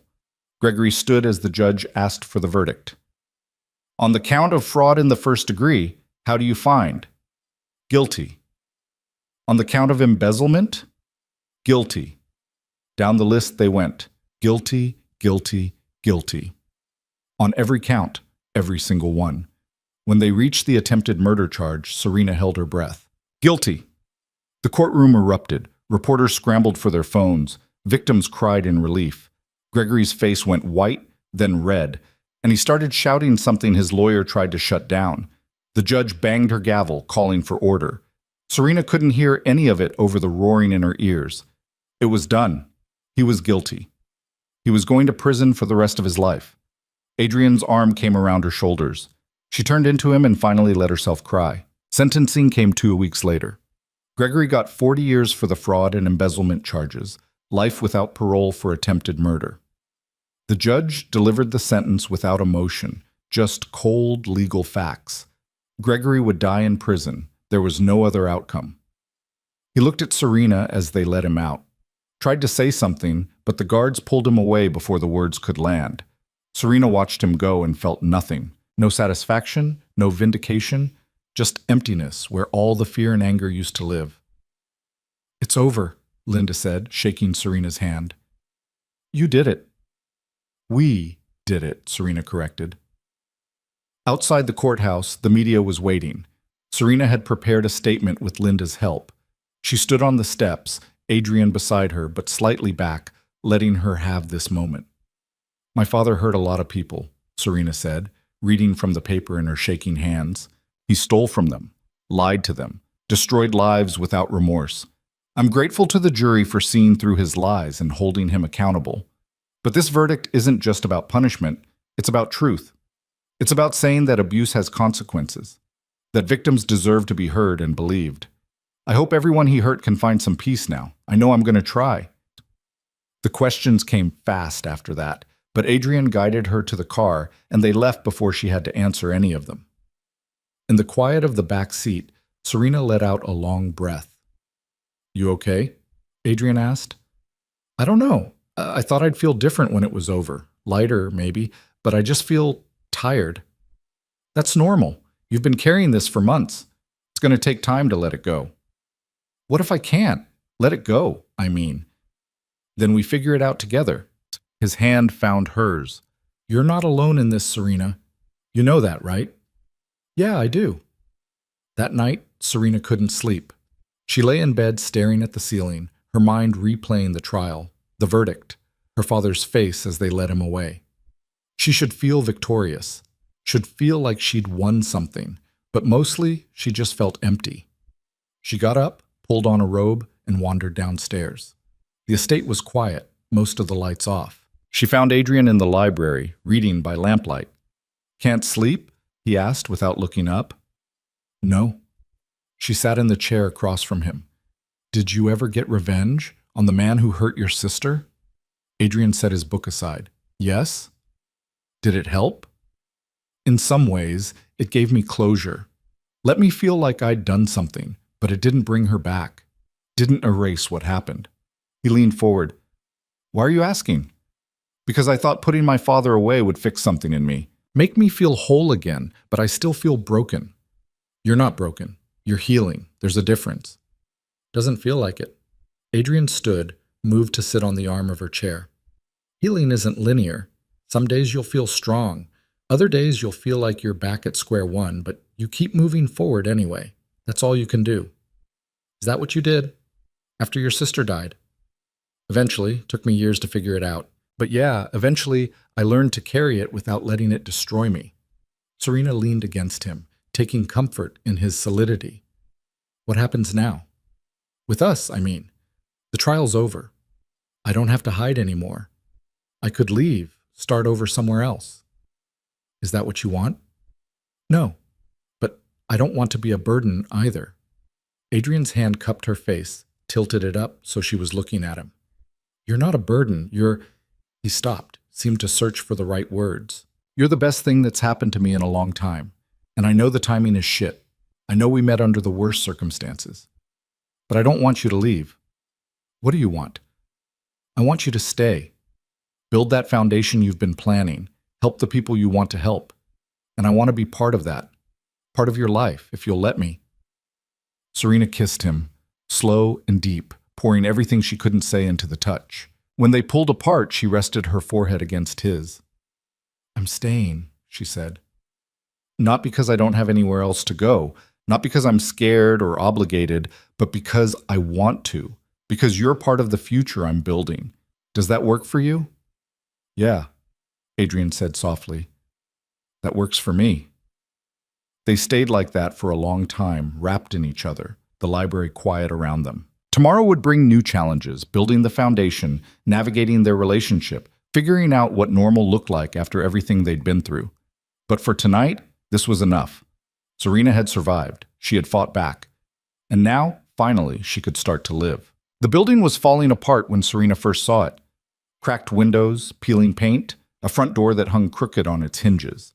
It sat on the edge of the warehouse district, surrounded by chain-link fence and weeds that had reclaimed the parking lot. The real estate agent kept apologizing, kept saying she had other properties to show, better ones.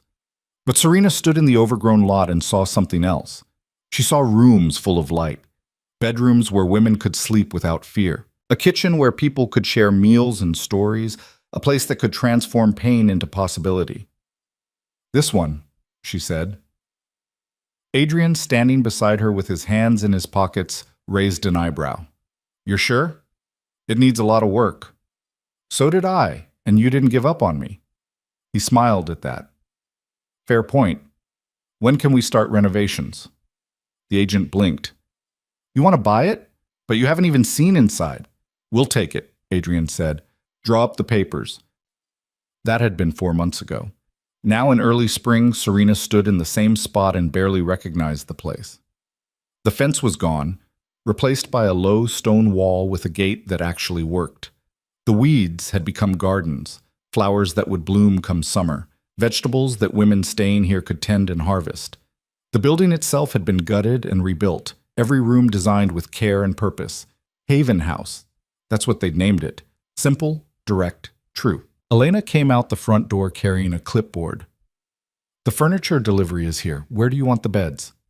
Second floor, rooms 3 through 8. The rest we'll figure out as we go.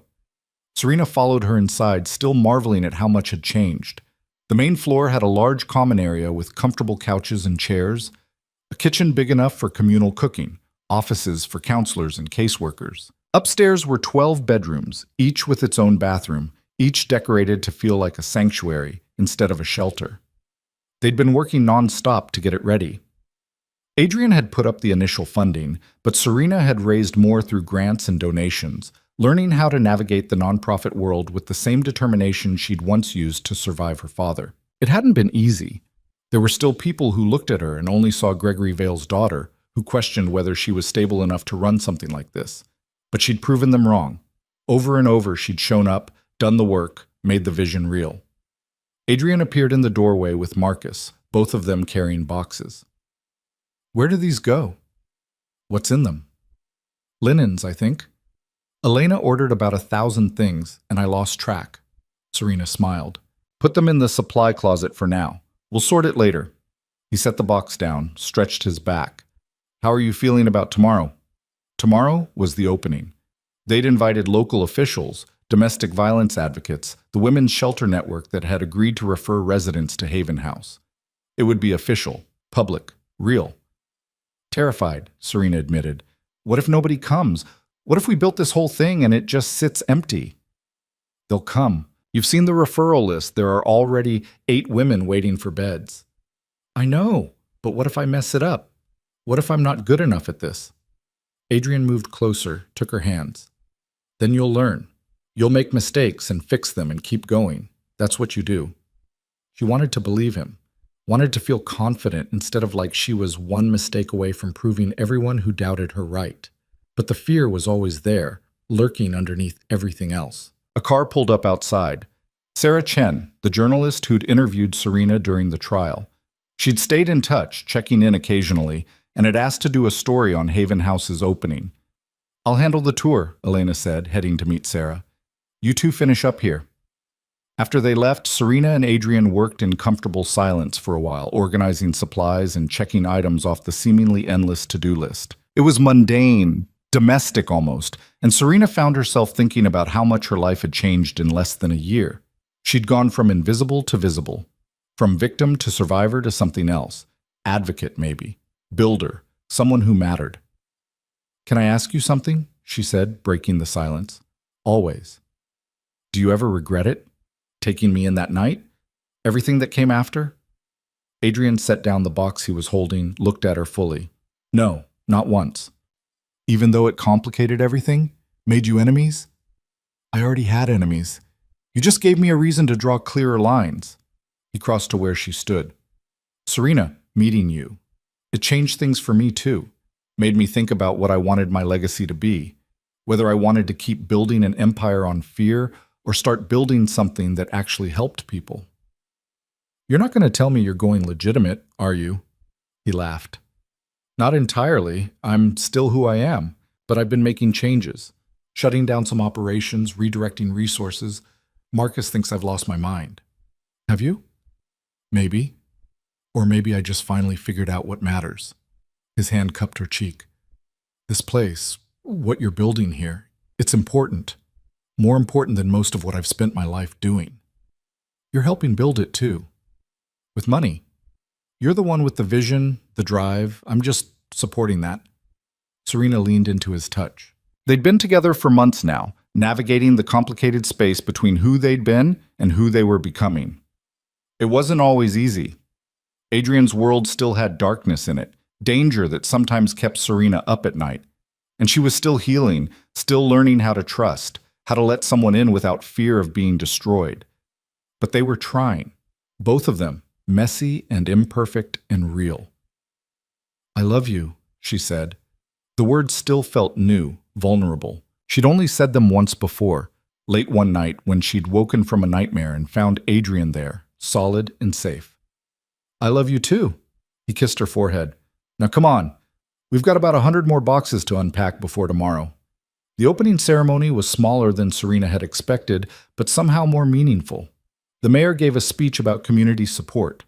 A representative from the State Domestic Violence Coalition talked about the need for more resources. And then it was Serena's turn.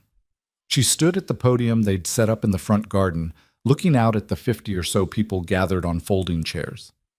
Adrian sat in the front row next to Elena and Marcus. Sarah Chen stood to one side with her camera operator, and scattered throughout the audience were women who'd survived what Serena had survived, who understood what this place meant. "I'm not good at speeches," Serena started, and a few people chuckled. "I didn't go to business school or study nonprofit management.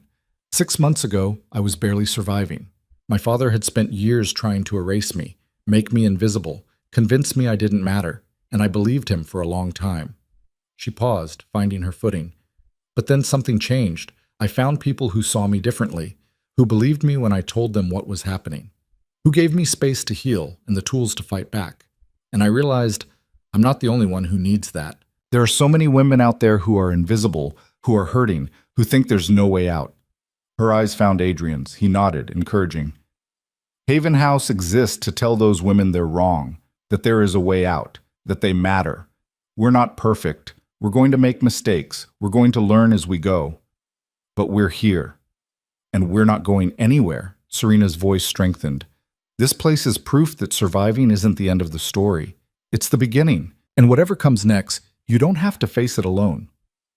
The applause felt overwhelming. Serena stepped away from the podium, shaking, and Adrian was there immediately, his hand finding the small of her back. "You did good," he murmured. "I didn't cry. I'm calling it a win." After the ceremony, people toured the building. Serena answered questions, accepted congratulations, tried not to think about the weight of responsibility settling on her shoulders. 8 women were moving in next week. 8 lives depending on her to get this right. One of the visitors was a woman maybe 10 years older than Serena, with tired eyes and a nervous energy. She introduced herself as Michelle. "I work at the downtown shelter," Michelle said. "We're at capacity, always. Having a place like this, it's going to save lives." "I hope so." "No, I mean it. I've been in this field for 15 years. I've seen what happens when women have nowhere to go. They go back to their abusers. They end up on the streets. They disappear." Michelle's hand gripped Serena's. "You're giving them a third option. Don't underestimate how powerful that is." After everyone left, after the chairs were folded and the podium put away, Serena sat on the front steps of Haven House and let herself breathe. The sun was setting, painting the sky in shades of orange and pink. In a week, this place would be full of voices, of life. Women rebuilding from ruins, just like she had. Adrian sat beside her, handed her a bottle of water. "How are you holding up? Ask me in a month when we have actual residents and real problems. You're going to be great at this." "You don't know that." "Yes, I do. Because you've lived it. You know what these women need because you needed it too." He draped an arm around her shoulders. "And because you're stubborn and smart and you don't give up. Those are pretty good qualifications." Serena rested her head on his shoulder. "What about us?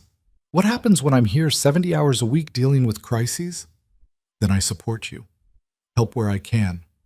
Take you to dinner when you forget to eat." He pressed a kiss to her hair. "We make it work." "Just like that? Just like that?" It sounded simple when he said it. Serena knew it wouldn't be. Relationships never were, especially ones built from trauma and transformation. But maybe that was okay. Maybe the point wasn't perfection, but persistence. The first resident moved in on a Tuesday. Her name was Jackie, and she arrived with one duffel bag and a black eye that was healing yellow-green. She was 26, a mother of 2 whose kids were staying with her sister while she got safe. She'd left her husband after he'd put her in the hospital for the 3rd time. Serena met her at the door, showed her to her room on the 2nd floor. Jackie set her bag down and looked around at the clean white walls, the comfortable bed, the window with curtains she could actually close. "Is this really free?" Jackie asked. "For as long as you need it." Serena handed her a folder with information about counselors, legal advocates, job training programs. "We're here to help you figure out what comes next." "What if I don't know what comes next?" "That's okay too. You don't have to have it all figured out today." So Jackie's eyes filled with tears. "My husband, he said nobody would help me, that I was worthless without him, that I deserved everything he did." "He was wrong," Serena said firmly, "about all of it." "How do you know?" "Because my father said the same things to me, and I believed him for years. But he was wrong too." Serena sat on the edge of the bed. "It's going to be hard. Some days you'll want to go back because at least that's familiar. Some days you'll feel like giving up. But you keep pushing through anyway. That's how you make it." "Did you make it? I mean, are you okay now?" Serena considered the question. Was she okay? She still had nightmares sometimes, still flinched at sudden movements, still carried scars that would never fully fade. But she also had this: Haven House, purpose, a future she was building on her own terms. "I'm getting there," she said honestly. Little by little. Over the next month, more women arrived. Maria, escaping a boyfriend who'd isolated her from everyone she knew. Tanya, whose husband had controlled every penny and left her with nothing when she finally ran.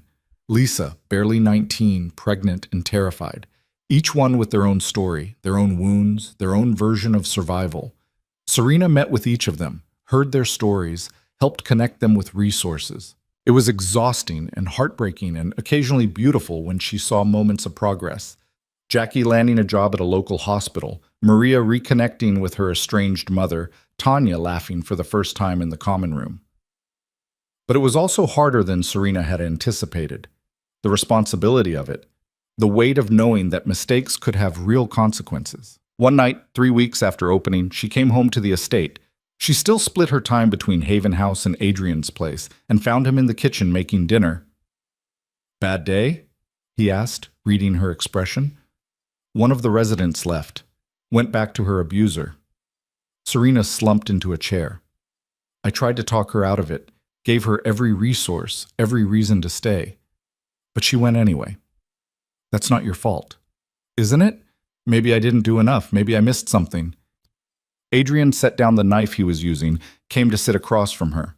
You can't save everyone. Some people aren't ready. Some people need to hit bottom a few more times before they can climb out. It doesn't mean you failed. It feels like failure. I know, but you have to remember, you're giving them a choice. What they do with that choice is up to them. He took her hand. How many women are still there? 11. All of them making progress. Then focus on that. On the ones you are helping. Don't let the one who left erase the 11 who stayed. Serena knew he was right, but it still hurt. The work continued.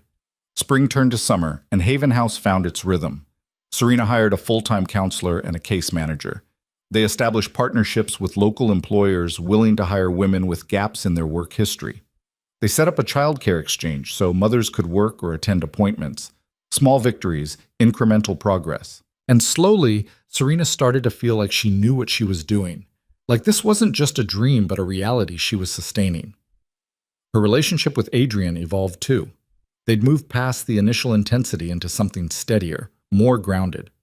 He'd started stepping back from some of his darker business dealings, though Serena knew he'd never fully leave that world. But he was trying, finding ways to use his power and resources for something better. One evening in late July, they sat on the terrace of the estate watching the sun set. Adrian had been quiet all day, distracted. What's wrong? Serena asked. Nothing's wrong. I've just been thinking. About? He turned to face her. About the future. About what we're building, both of us. And I keep coming back to the same question. Which is? Whether you'd want to make this permanent. Serena's heart skipped. What do you mean? Adrian reached into his pocket, pulled out a small box, opened it to reveal a ring, simple, elegant, a single diamond on a platinum band. I mean, marry me, he said. Not because you need protection or because you owe me anything, but because I love you and I want to build a life with you, whatever that looks like. Serena stared at the ring, her mind racing. Marriage. She'd never thought she'd want that, never thought she'd trust anyone enough. But Adrian wasn't just anyone. He was the person who'd seen her at her worst and stayed, who'd believed in her when she couldn't believe in herself, who'd helped her transform pain into purpose. Yes, she said, the word coming out breathless. Yes, I'll marry you. He slid the ring onto her finger, kissed her like they had all the time in the world. And maybe they did. Maybe this was just the beginning of something that would last. They got married in September, a small ceremony in the gardens of the estate. Elena stood as Serena's maid of honor, Marcus as Adrian's best man.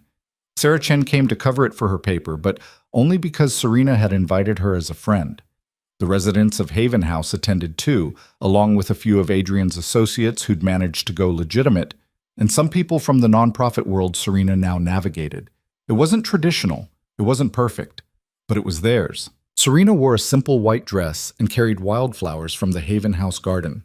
Adrian wore a dark suit and looked at her like she was the only person in the world. They wrote their own vows, promises about honesty and partnership, about supporting each other's work, about building something that mattered. When the officiant pronounced them married, the applause was genuine, joyful. Serena kissed her husband, that would take getting used to, and felt something settle in her chest. Peace, maybe. Or just the knowledge that she'd chosen this, chosen him, chosen a future instead of remaining trapped in the past. The reception was casual, held in the same garden with string lights and a small band. Serena danced with Adrian, with Marcus, who was surprisingly good at it, with Jackie, who'd become something like a friend. She ate cake and laughed at toasts and let herself just be happy. Later, when most of the guests had left, she found herself alone for a moment on the terrace where Adrian had proposed. The night was warm, the stars bright overhead. She could hear music still playing in the distance, voices and laughter. Elena joined her, handed her a glass of champagne. How does it feel? Surreal, good, scary. That's marriage for you. Elena clinked her glass against Serena's. You did good today. Hell, you've done good all year. We did good. I couldn't have built Haven House without you. Maybe, but it was your vision, your courage. Elena looked out at the gardens. You know what I think about sometimes? That night your father brought you here. How different things could have gone. I think about that too. But they didn't. You survived. You fought back. You built something beautiful from something terrible. Elena turned to face her. That takes strength most people don't have. I didn't feel strong. Nobody does. But you did it anyway. That's what strength actually is. Adrian appeared, wrapped his arms around Serena from behind. There you are. People are looking for you. Let them look a little longer. Serena leaned back against him, savoring the moment. I'm exactly where I want to be. The months after the wedding brought new challenges and new growth. Haven House expanded, adding a second building for longer-term residents who needed more than just emergency shelter. Serena brought on more staff, developed new programs, partnered with universities to provide educational opportunities. She also started speaking publicly about her experience, at conferences, on panels, and interviews. It was hard at first, exposing her story over and over, but she found that every time she spoke, someone approached her afterward to say thank you, to say they'd been through something similar, to say her words had helped them feel less alone. That made it worth it. Adrian continued his own transformation, slowly divesting from his criminal enterprises and investing in legitimate businesses. It wasn't a complete break. He still had connections, still wielded power in ways that made Serena uncomfortable sometimes, but he was trying, and that mattered. One afternoon in December, almost exactly a year after the trial, Serena got a call from Detective Morris. I thought you'd want to know, he said. Gregory Vale died last night. Heart attack in his cell. Serena sat down slowly. Oh, you okay? I don't know. I thought I'd feel something, relief maybe, or closure, but I just feel empty. That's normal. He was still your father, even if he was a terrible one. Morris paused. For what it's worth, you did the right thing, testifying, holding him accountable. A lot of people wouldn't have had that courage. After the call ended, Serena sat in her office at Haven House, processing. Her father was dead. The man who'd hurt her, who'd tried to erase her, who'd haunted her nightmares, gone. She waited for the grief to come, or the relief, or anything. But there was just numbness. She called Adrian. He came immediately, found her still sitting in the same position. Morris called, she said. My father's dead. Adrian sat beside her, took her hand. How are you feeling? I don't know. I thought I'd be happy, or at least satisfied, but I'm just nothing. You're allowed to feel nothing, or everything, or something in between. There's no right way to process this. He died in prison, alone. Part of me thinks he deserved that, but part of me, her voice broke, part of me still wishes he'd been different, that he'd been the father I needed instead of the monster he was. I know. Adrian pulled her close. I know. She cried then, finally. Not for the man her father had been, but for the one he could have been, should have been. For the childhood she'd deserved and never got. For all the years wasted on fear and pain. When the tears finally stopped, she felt lighter. Not healed. She didn't know if she'd ever be fully healed, but lighter. What do you need? Adrian asked. I need to get back to work. I have a meeting with a donor in an hour. Serena, I know, I should take time, process, whatever. But work helps. Being here, helping these women, it reminds me why I survived, what I'm building from the wreckage. She stood, wiped her eyes. I'll grieve later. Right now I need to keep moving forward. Okay, but I'm here when you're ready to stop moving. I know, and that's enough. The years that followed brought continued growth and change. Haven House became a model for other programs, with Serena consulting on new shelters across the state. She published a book about her experience. Not a memoir exactly, but a guide for other survivors. It became a bestseller, which surprised everyone, including her. She and Adrian bought a house of their own, smaller than the estate, but theirs. They talked about kids sometimes, though Serena wasn't sure she was ready.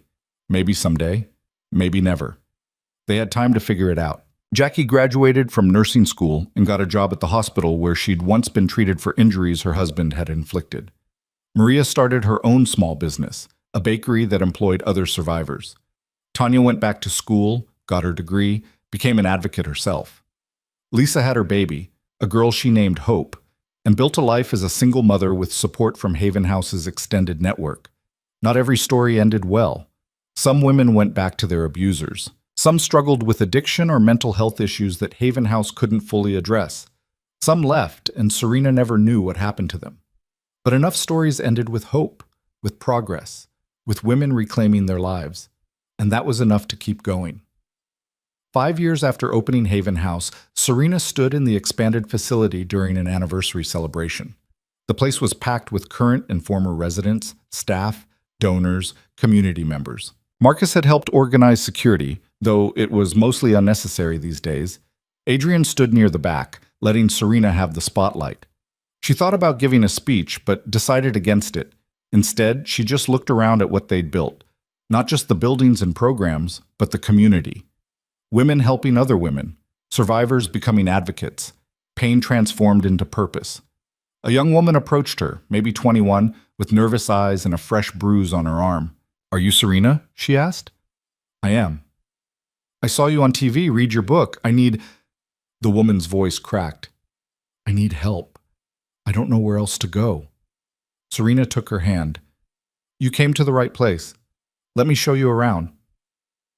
As she led the woman through Haven House, explaining the programs and resources, answering questions, Serena caught Adrian's eye across the room. He smiled, proud and warm. She smiled back. This was her life now. Not perfect, not easy, but purposeful. She'd survived hell and come out the other side, not just intact, but stronger. She'd taken her pain and built something that mattered, something that would outlast her. Her father had tried to erase her, make her invisible, convince her she didn't matter. But he'd been wrong. She mattered. Her story mattered. And every woman who walked through Haven House's doors mattered. That night, after everyone had gone home and the facility was quiet, Serena and Adrian drove back to their house. She was exhausted but satisfied, the good kind of tired that came from meaningful work. "You did good today," Adrian said, pulling into their driveway. "We did good. All of us." Inside, they collapsed onto the couch, too tired to even make it upstairs. Adrian pulled her close, and Serena rested her head on his chest, listening to his heartbeat. "I was thinking," she said, about how far we've come, both of us. How different things are from that night you met me. Yeah, pretty different. Do you ever wonder what would have happened if you'd made a different choice?